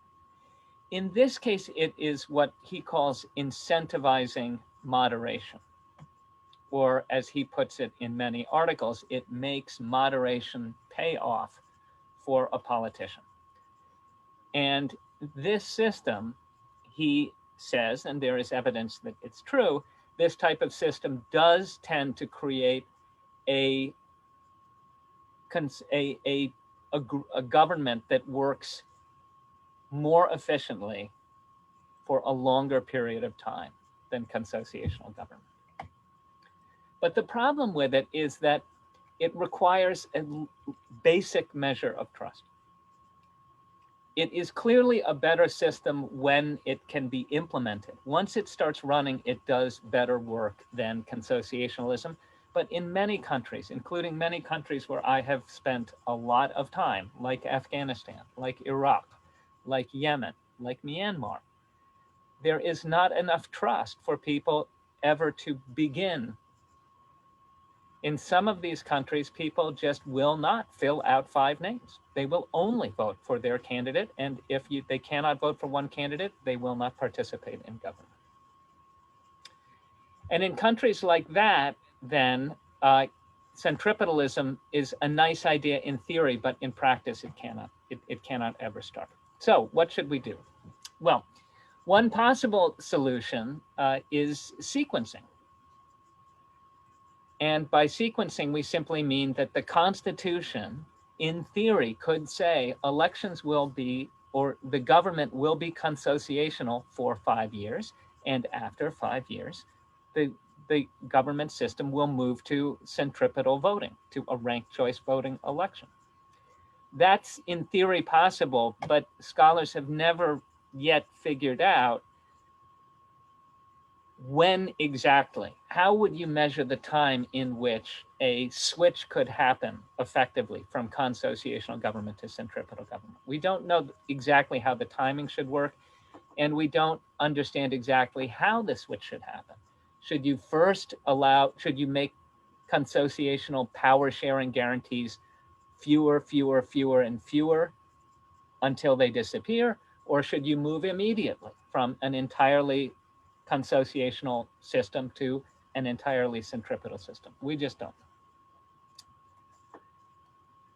know. But people are thinking about the issue, and the United States, along with other donor states and multilateral institutions, has been for the last 25 years regularly sponsoring workshops, and they're valuable workshops. Workshops sometimes in the middle of a conflict, sometimes in a post-conflict divided society. And these workshops explain to members of the community, how should you amend your constitution, draft a constitution, what systems should you adopt that would benefit from the insights of all of the scholarship on constitutional design for divided societies. So the US and Western dominated institutions have been going around the world telling people what they should do if they are a divided society. Now, for anyone who witnessed what we did last month, this statement from the Bible may come immediately to mind. If you will surely say to me this, proverb, physician, heal yourself. Right? I mean, the US has been lecturing other people about how to amend their ways, how to change their political system in order to move away from societal division. And it seems not to have paid much attention to the fact that the United States, is itself a society that has a lot of characteristics of divided societies.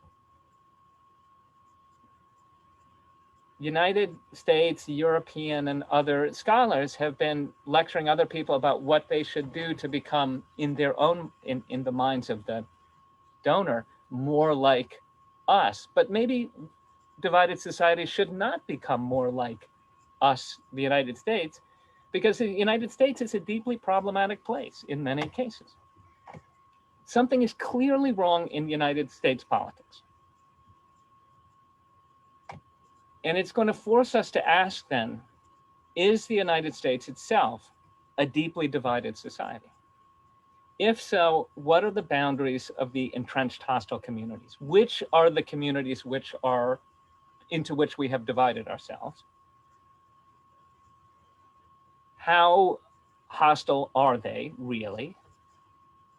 And if it turns out that the United States is a deeply divided society or has some characteristics of a deeply divided society, then what does the literature on deeply divided societies suggest to the United States that it should do in order to heal some of its divisions? Now, these are the questions I want to pose to you. I cannot give you definitive answers, but I can propose some hypotheses. And I look forward at some point to having questions or comments, either in this forum or perhaps with some of you on the internet, to try and work towards more confident answers. Remember the definition of a deeply divided society. You have to have ethno-cultural, religious, or other communities that are politically mobilized. Identification with the communities must be the basis of political behavior. Within a community, an individual's loyalties will be more with his community rather than with the state. If there has to be a choice between his community thriving or the state thriving, the community will win. And you have to be in danger of political instability or civil war. Well, how does the US today seem to fit based on what we've seen over the last year? Are there ethno-cultural, religious, or other communities that are politically mobilized? Clearly there are. Among them are white nationalists and some religious communities. Does identification with these communities, is it the basis of political behavior over long periods of time and many issues? Well, I'm going to get to that. That's not an easy question to answer with any specificity, but because it's not clear exactly how large and how stable each of these groups really is today. Polling proves that this is a harder question to answer than we might think. But certainly to some extent, some people are identifying with their communities, and their community is the primary basis of their political behavior. Do individual loyalties lie more with communities than with the state? Well, within some of these communities, among some people will see racial or religious or cultural identity as one of several factors dictating voting behavior. And we don't really know with confidence for how many people it is the most important factor. Fourth, is there risk of insurrection and civil war driven by disgruntled members of communities? Well, I will just show you that picture of the noose with the Trump flag to suggest that this is probably true. All right, so if there are communities, what are these communities? Well, as the US has been starting to grapple with more directly recently than it has for decades, the US has a tragic history of powerful communities that self-identify as white, which separate themselves from, suppress, and abuse non-white communities. This is no secret. Everyone knows this, and I'm sure in this community, you all are particularly aware of this. If we start asking, well, okay, does communal identity, does it actually dictate voting behavior? Well, there's some pretty significant evidence that historically it has influence significant amounts of voting behavior on the part of white voters. And I find this map quite fascinating. This map reflects votes and reflects the number of states with a Democratic majority, which are all in the blue, and states with a Republican minority, which are all listed in red. And it looks at them before, right after the Civil War, at a time when the Democrats were associated with pro-Black American policies. And then looks at the vote afterwards when the Republican, when it was the Republican Party that had come to be associated primarily with, in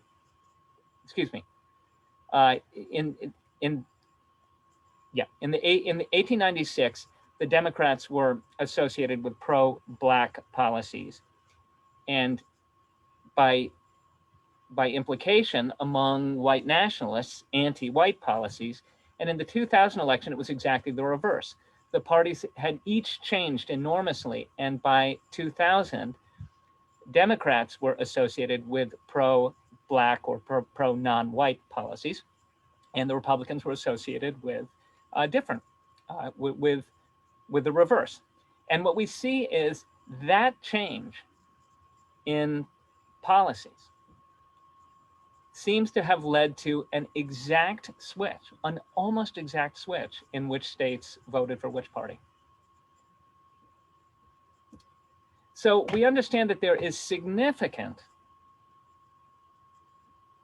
interaction historically between racial identification in the United States and voting patterns, which is also a sign, which is also a signal of deeply divided societies.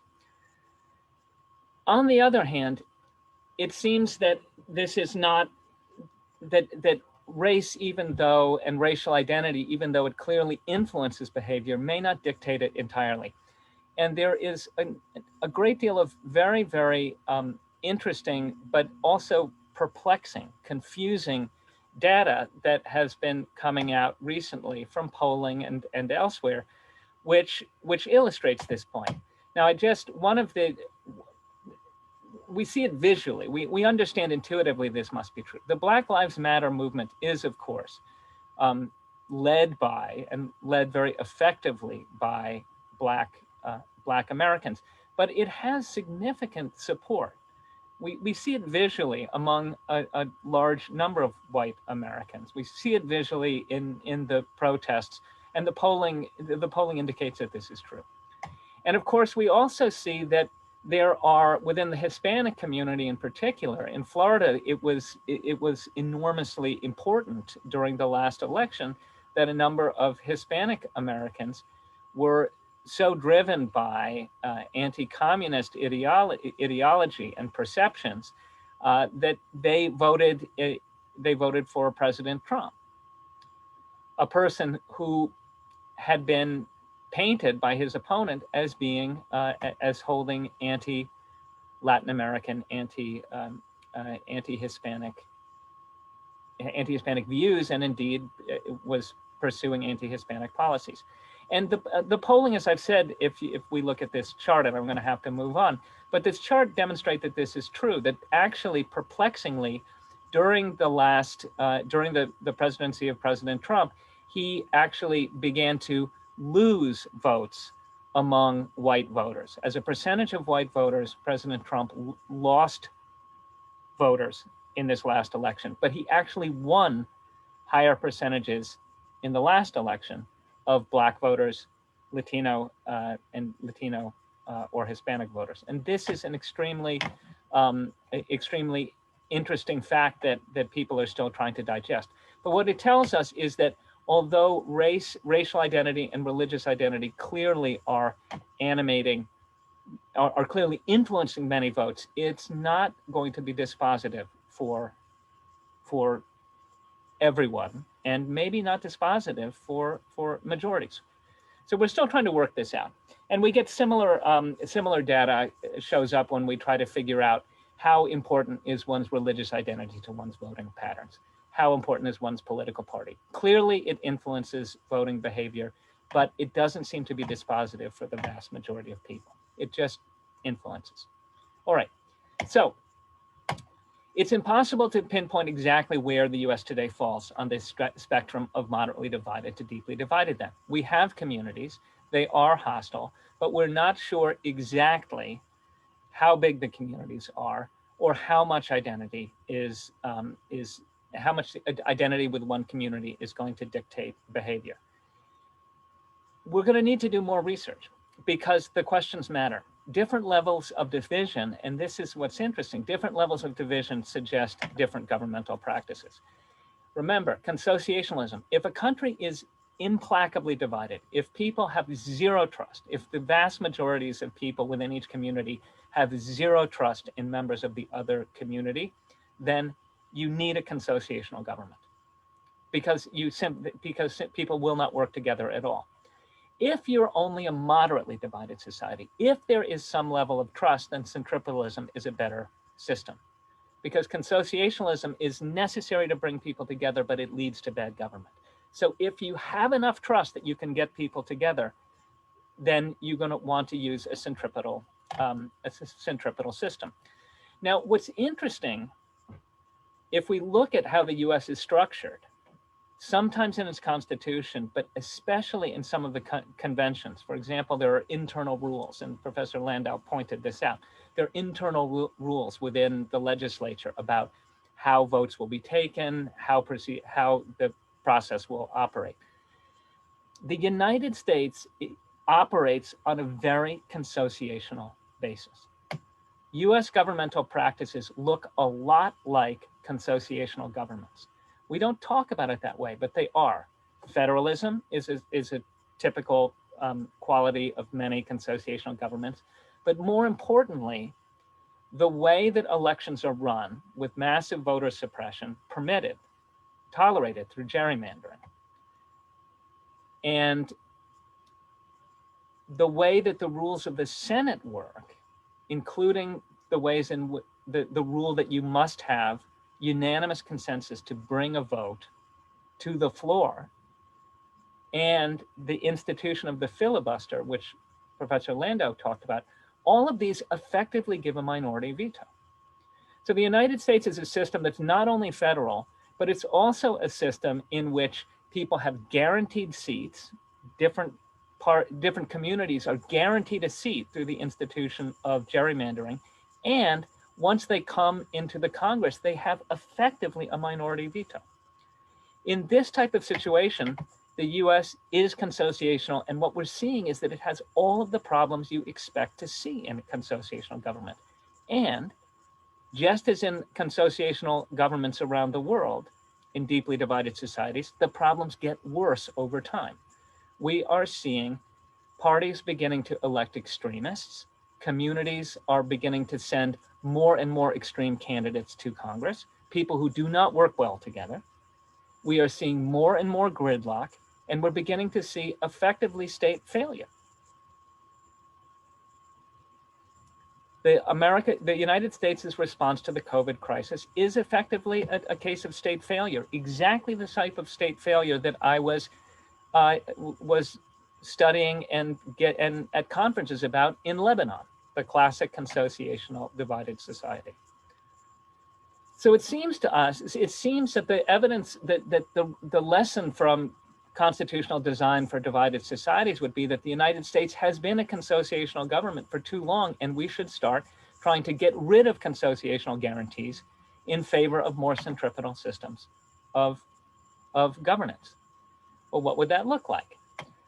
Well, it looks to, excuse me, I'll go through my slide, but what it looks like is that more states around the United States should begin to follow the lead of and follow the example of some experimental states like Maine or the state of Alaska. And these states have already adopted ranked choice voting for statewide office.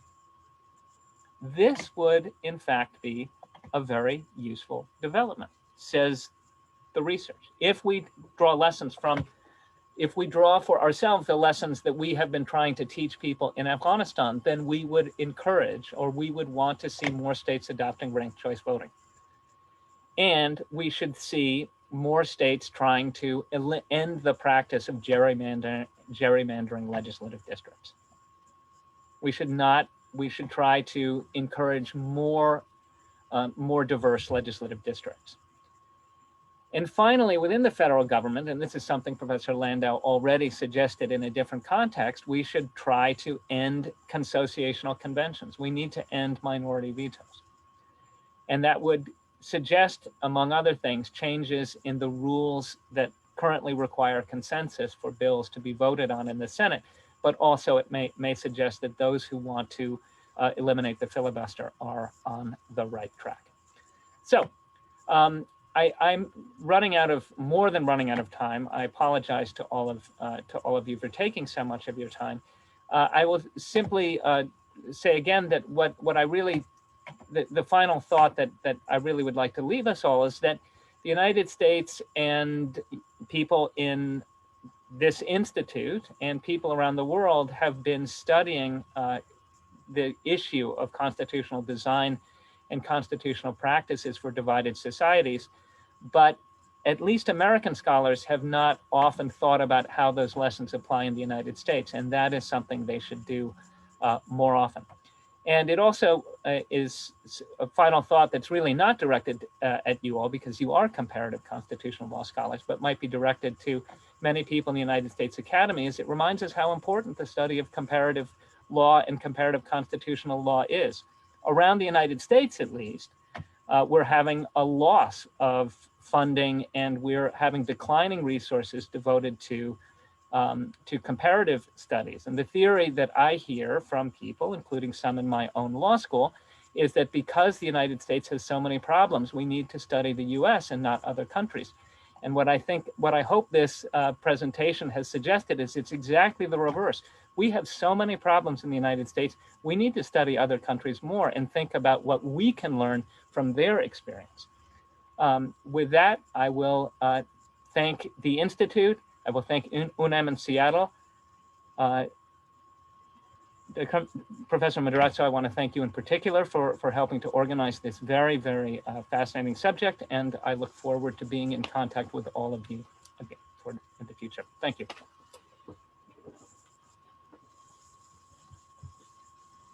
Thank you very much, Professor Lombardi. It was an excellent presentation.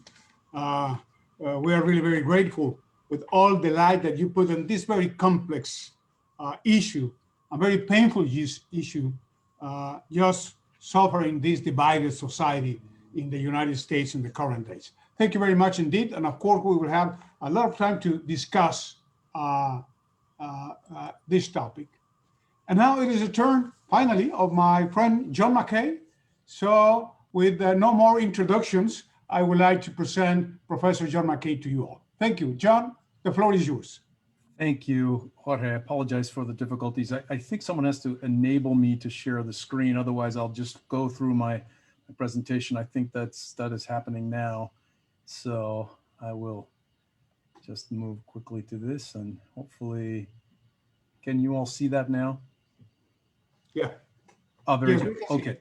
So I wanted to look at this issue from the standpoint now. We've seen it from outside. We've talked about underlying problems. What I would like to do is take just a moment to consider the question of what is going to happen under U.S. law to those who appeared on January 6th at the Capitol. We begin, of course, when we look at this conduct, first from the standpoint of the rights of individuals who would protest. So we begin with the First Amendment to the Constitution of the United States. And of course, embedded in the First Amendment is the right to protest and to assemble and to petition the government of the United States for grievances. But it also includes the words peaceably to assemble. And that is clearly what we did not have on January 6th, as we can see from this photograph and of course from a number of others. But who were these people and can they be held accountable in accordance with United States laws? These are some of the unforgettable faces that we have seen of this.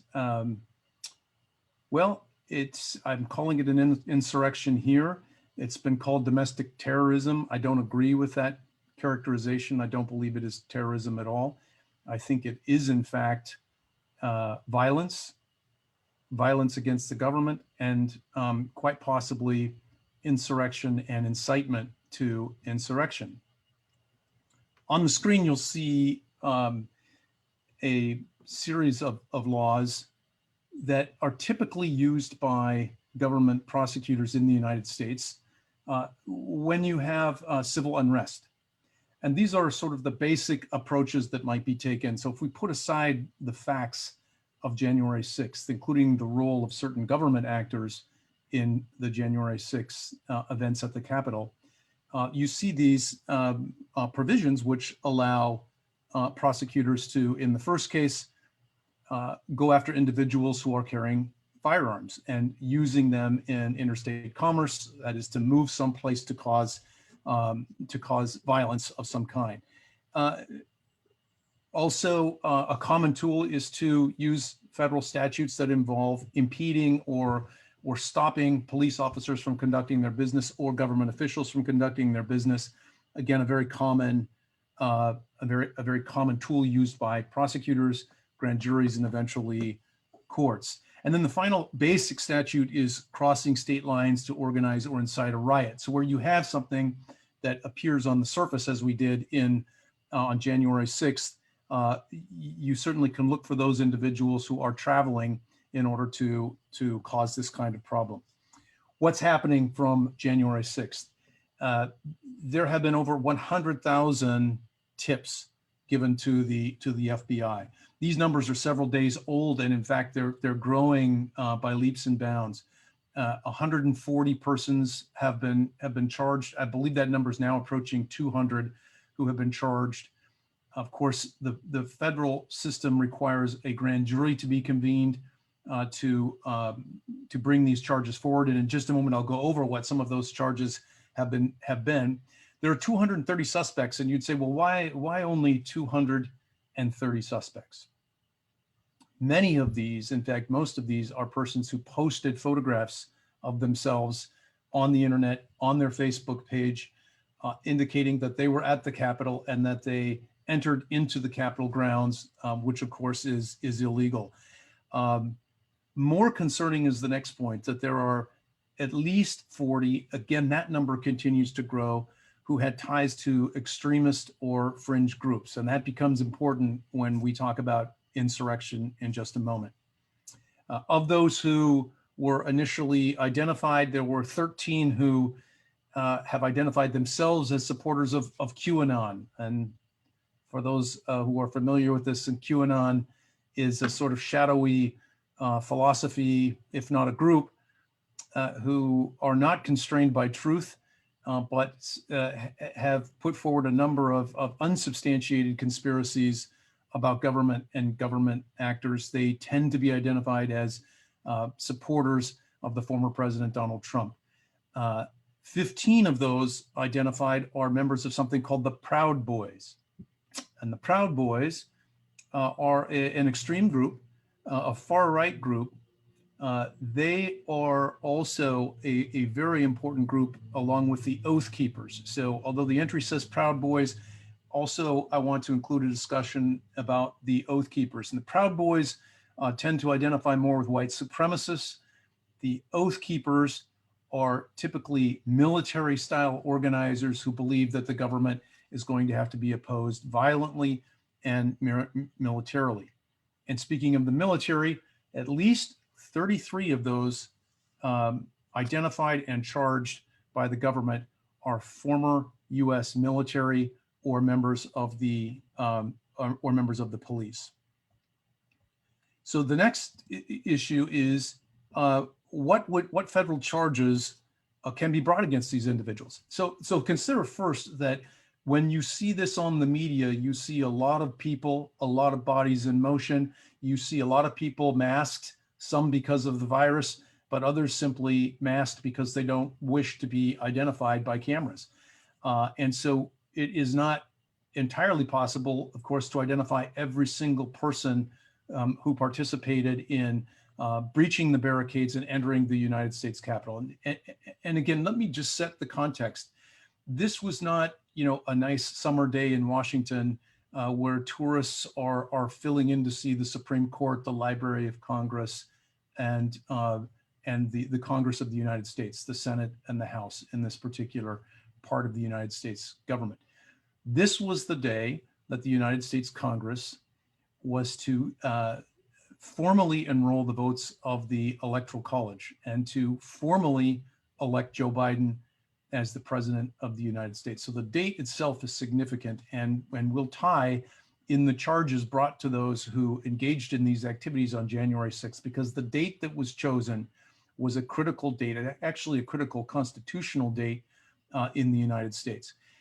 What's happening is that grand juries have been convened in Washington. There are multiple federal grand juries, and they're issuing indictments. The grand jury is issuing indictments against scores of individuals who they are able to identify. So the list that you see in front of you on the screen, they seem sort of basic: entering and remaining in a restricted building, disruptive conduct in a restricted building, entering and remaining in certain rooms in the Capitol building. There are particular federal laws about these very important spaces in the government, in the Congress, in which the general public simply are never allowed, frankly.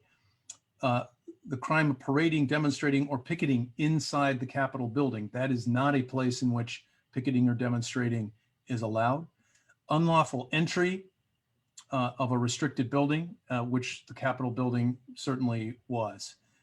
Obstruction, 2 charges that you see there. Destruction of government property. You saw everything from windows being smashed in, to barricades being breached, to property being carted away and stolen, but also destroyed. Certainly this all involved engaging in physical violence. Again, each of these are separate crimes that the government is charging against these individuals who participated. Violent entry and disorderly conduct, possession of unregistered firearms, threats in interstate commerce, because there were a number who did not actually appear, but who threatened this kind of conduct, and the government has charged a number of individuals with threatening to engage in this kind of conduct. But that's not the big issue, is it, that we're concerned about? I think that all who believe in the rule of law want as many people held accountable as possible. But clearly, this was by virtue of the date that was selected and by information that is now being utilized by the FBI, typically the agency responsible for the investigation, to try to determine whether or not there was an intention to actually interfere with the government and to commit the act of insurrection. Now, there are people who, again, use terms. I've mentioned terrorism.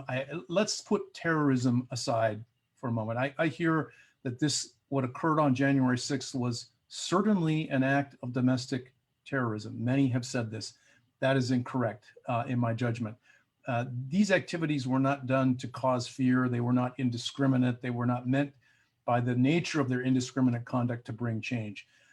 I think it is clear that in addition to all of those sort of minor acts, some of them, of course, carry significant penalties, what's left is really insurrection, because insurrection is the actual act of violence against the state or its officers. And incitement of insurrection is calling for this activity with the intent that this violence would occur and with the likelihood that it would harm the government.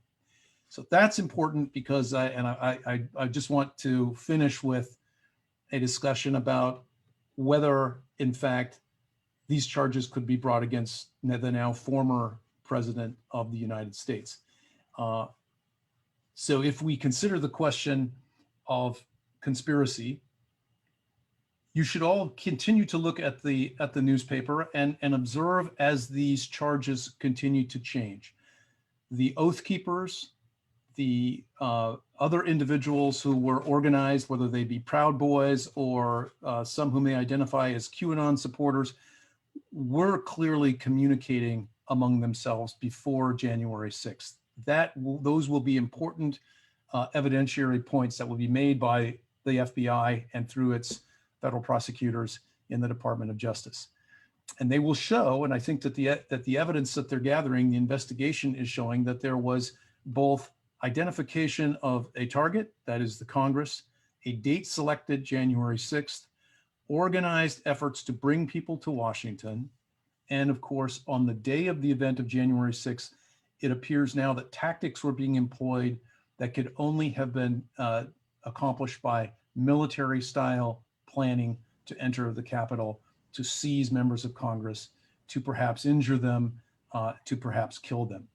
And so the final question is this individual, Donald Trump, is he potentially going to be indicted for inciting insurrection?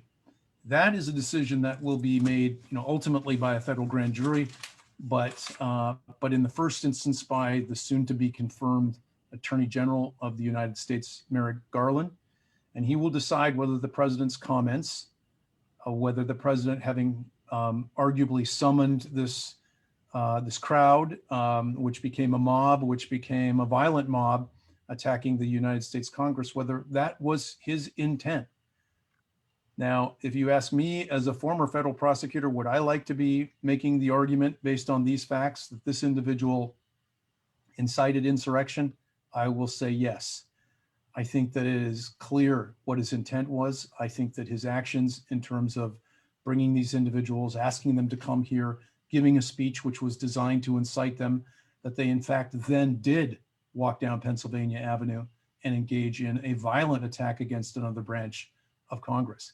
So when we think about all of the problems identified by the other speakers on this panel, both comparatively, historically for the United States, the present issue is one of accountability. And the government is engaged in a very strong effort now with hundreds of FBI agents working to identify clues, and we're only seeing the beginning of it. We have not seen yet the full array of indictments. And what you will see is some of these indictments amended as more evidence comes forward of groups talking to groups, individuals planning, persons leading, and those who then incited those who may have originally been there for peaceful protest, but went down to the Capitol and engaged in anything but a peaceful protest. And so there's going to be much more to come. History is not done yet with January 6th and what occurred on this date against the Congress. And those individuals who planned it and organized it, you will see more and more conspiracy charges being brought by the government, and they will be elevating in seriousness until there are a group in the end who I believe will be charged with incitement of insurrection. And the dramatic question will be, is this individual, Donald J. Trump, going to be among those who is indicted for inciting insurrection? So I will leave that question hanging. All of us who care about the rule of law will be watching this very, very carefully, in particular as Merrick Garland is brought forward as the Attorney General. He will assume, I think, a very direct role in making the decision of which individuals are elevated from some of these relatively minor crimes to the much more serious crime of incitement and conspiracy to commit insurrection. Thank you very much. Gracias. My friend, Professor Madrazo, I appreciate very much the invitation and an honor to be here with all of you. And thank you to the Institute and to UNAM Seattle. Gracias. Gracias a ti. Thank you to you. It was an excellent presentation, John. I taught my students during many years that a model of a rule of law country, I don't know, is or was the United States. It's a model of a country built on the rule of law. Since the Mayflower Compact, But now, I don't know if I will thought that United States is a rule of law in which all is under the law, but Donald Trump. That would be terrible. So hopefully, just this is the only the door for a new presentation, a new conversation about the consequences of those events. Thank you indeed very much. Muchas gracias a todos los que participaron, al profesor Lenti, al profesor Whaley, a Dave Landau, a John McKay y a Clark Lombardi y a todos los amigos del instituto que nos han acompañado. El tiempo ha corrido muy rápido y ya no tenemos tiempo para más, pero pronto estaremos nuevamente con ustedes. Muchas gracias.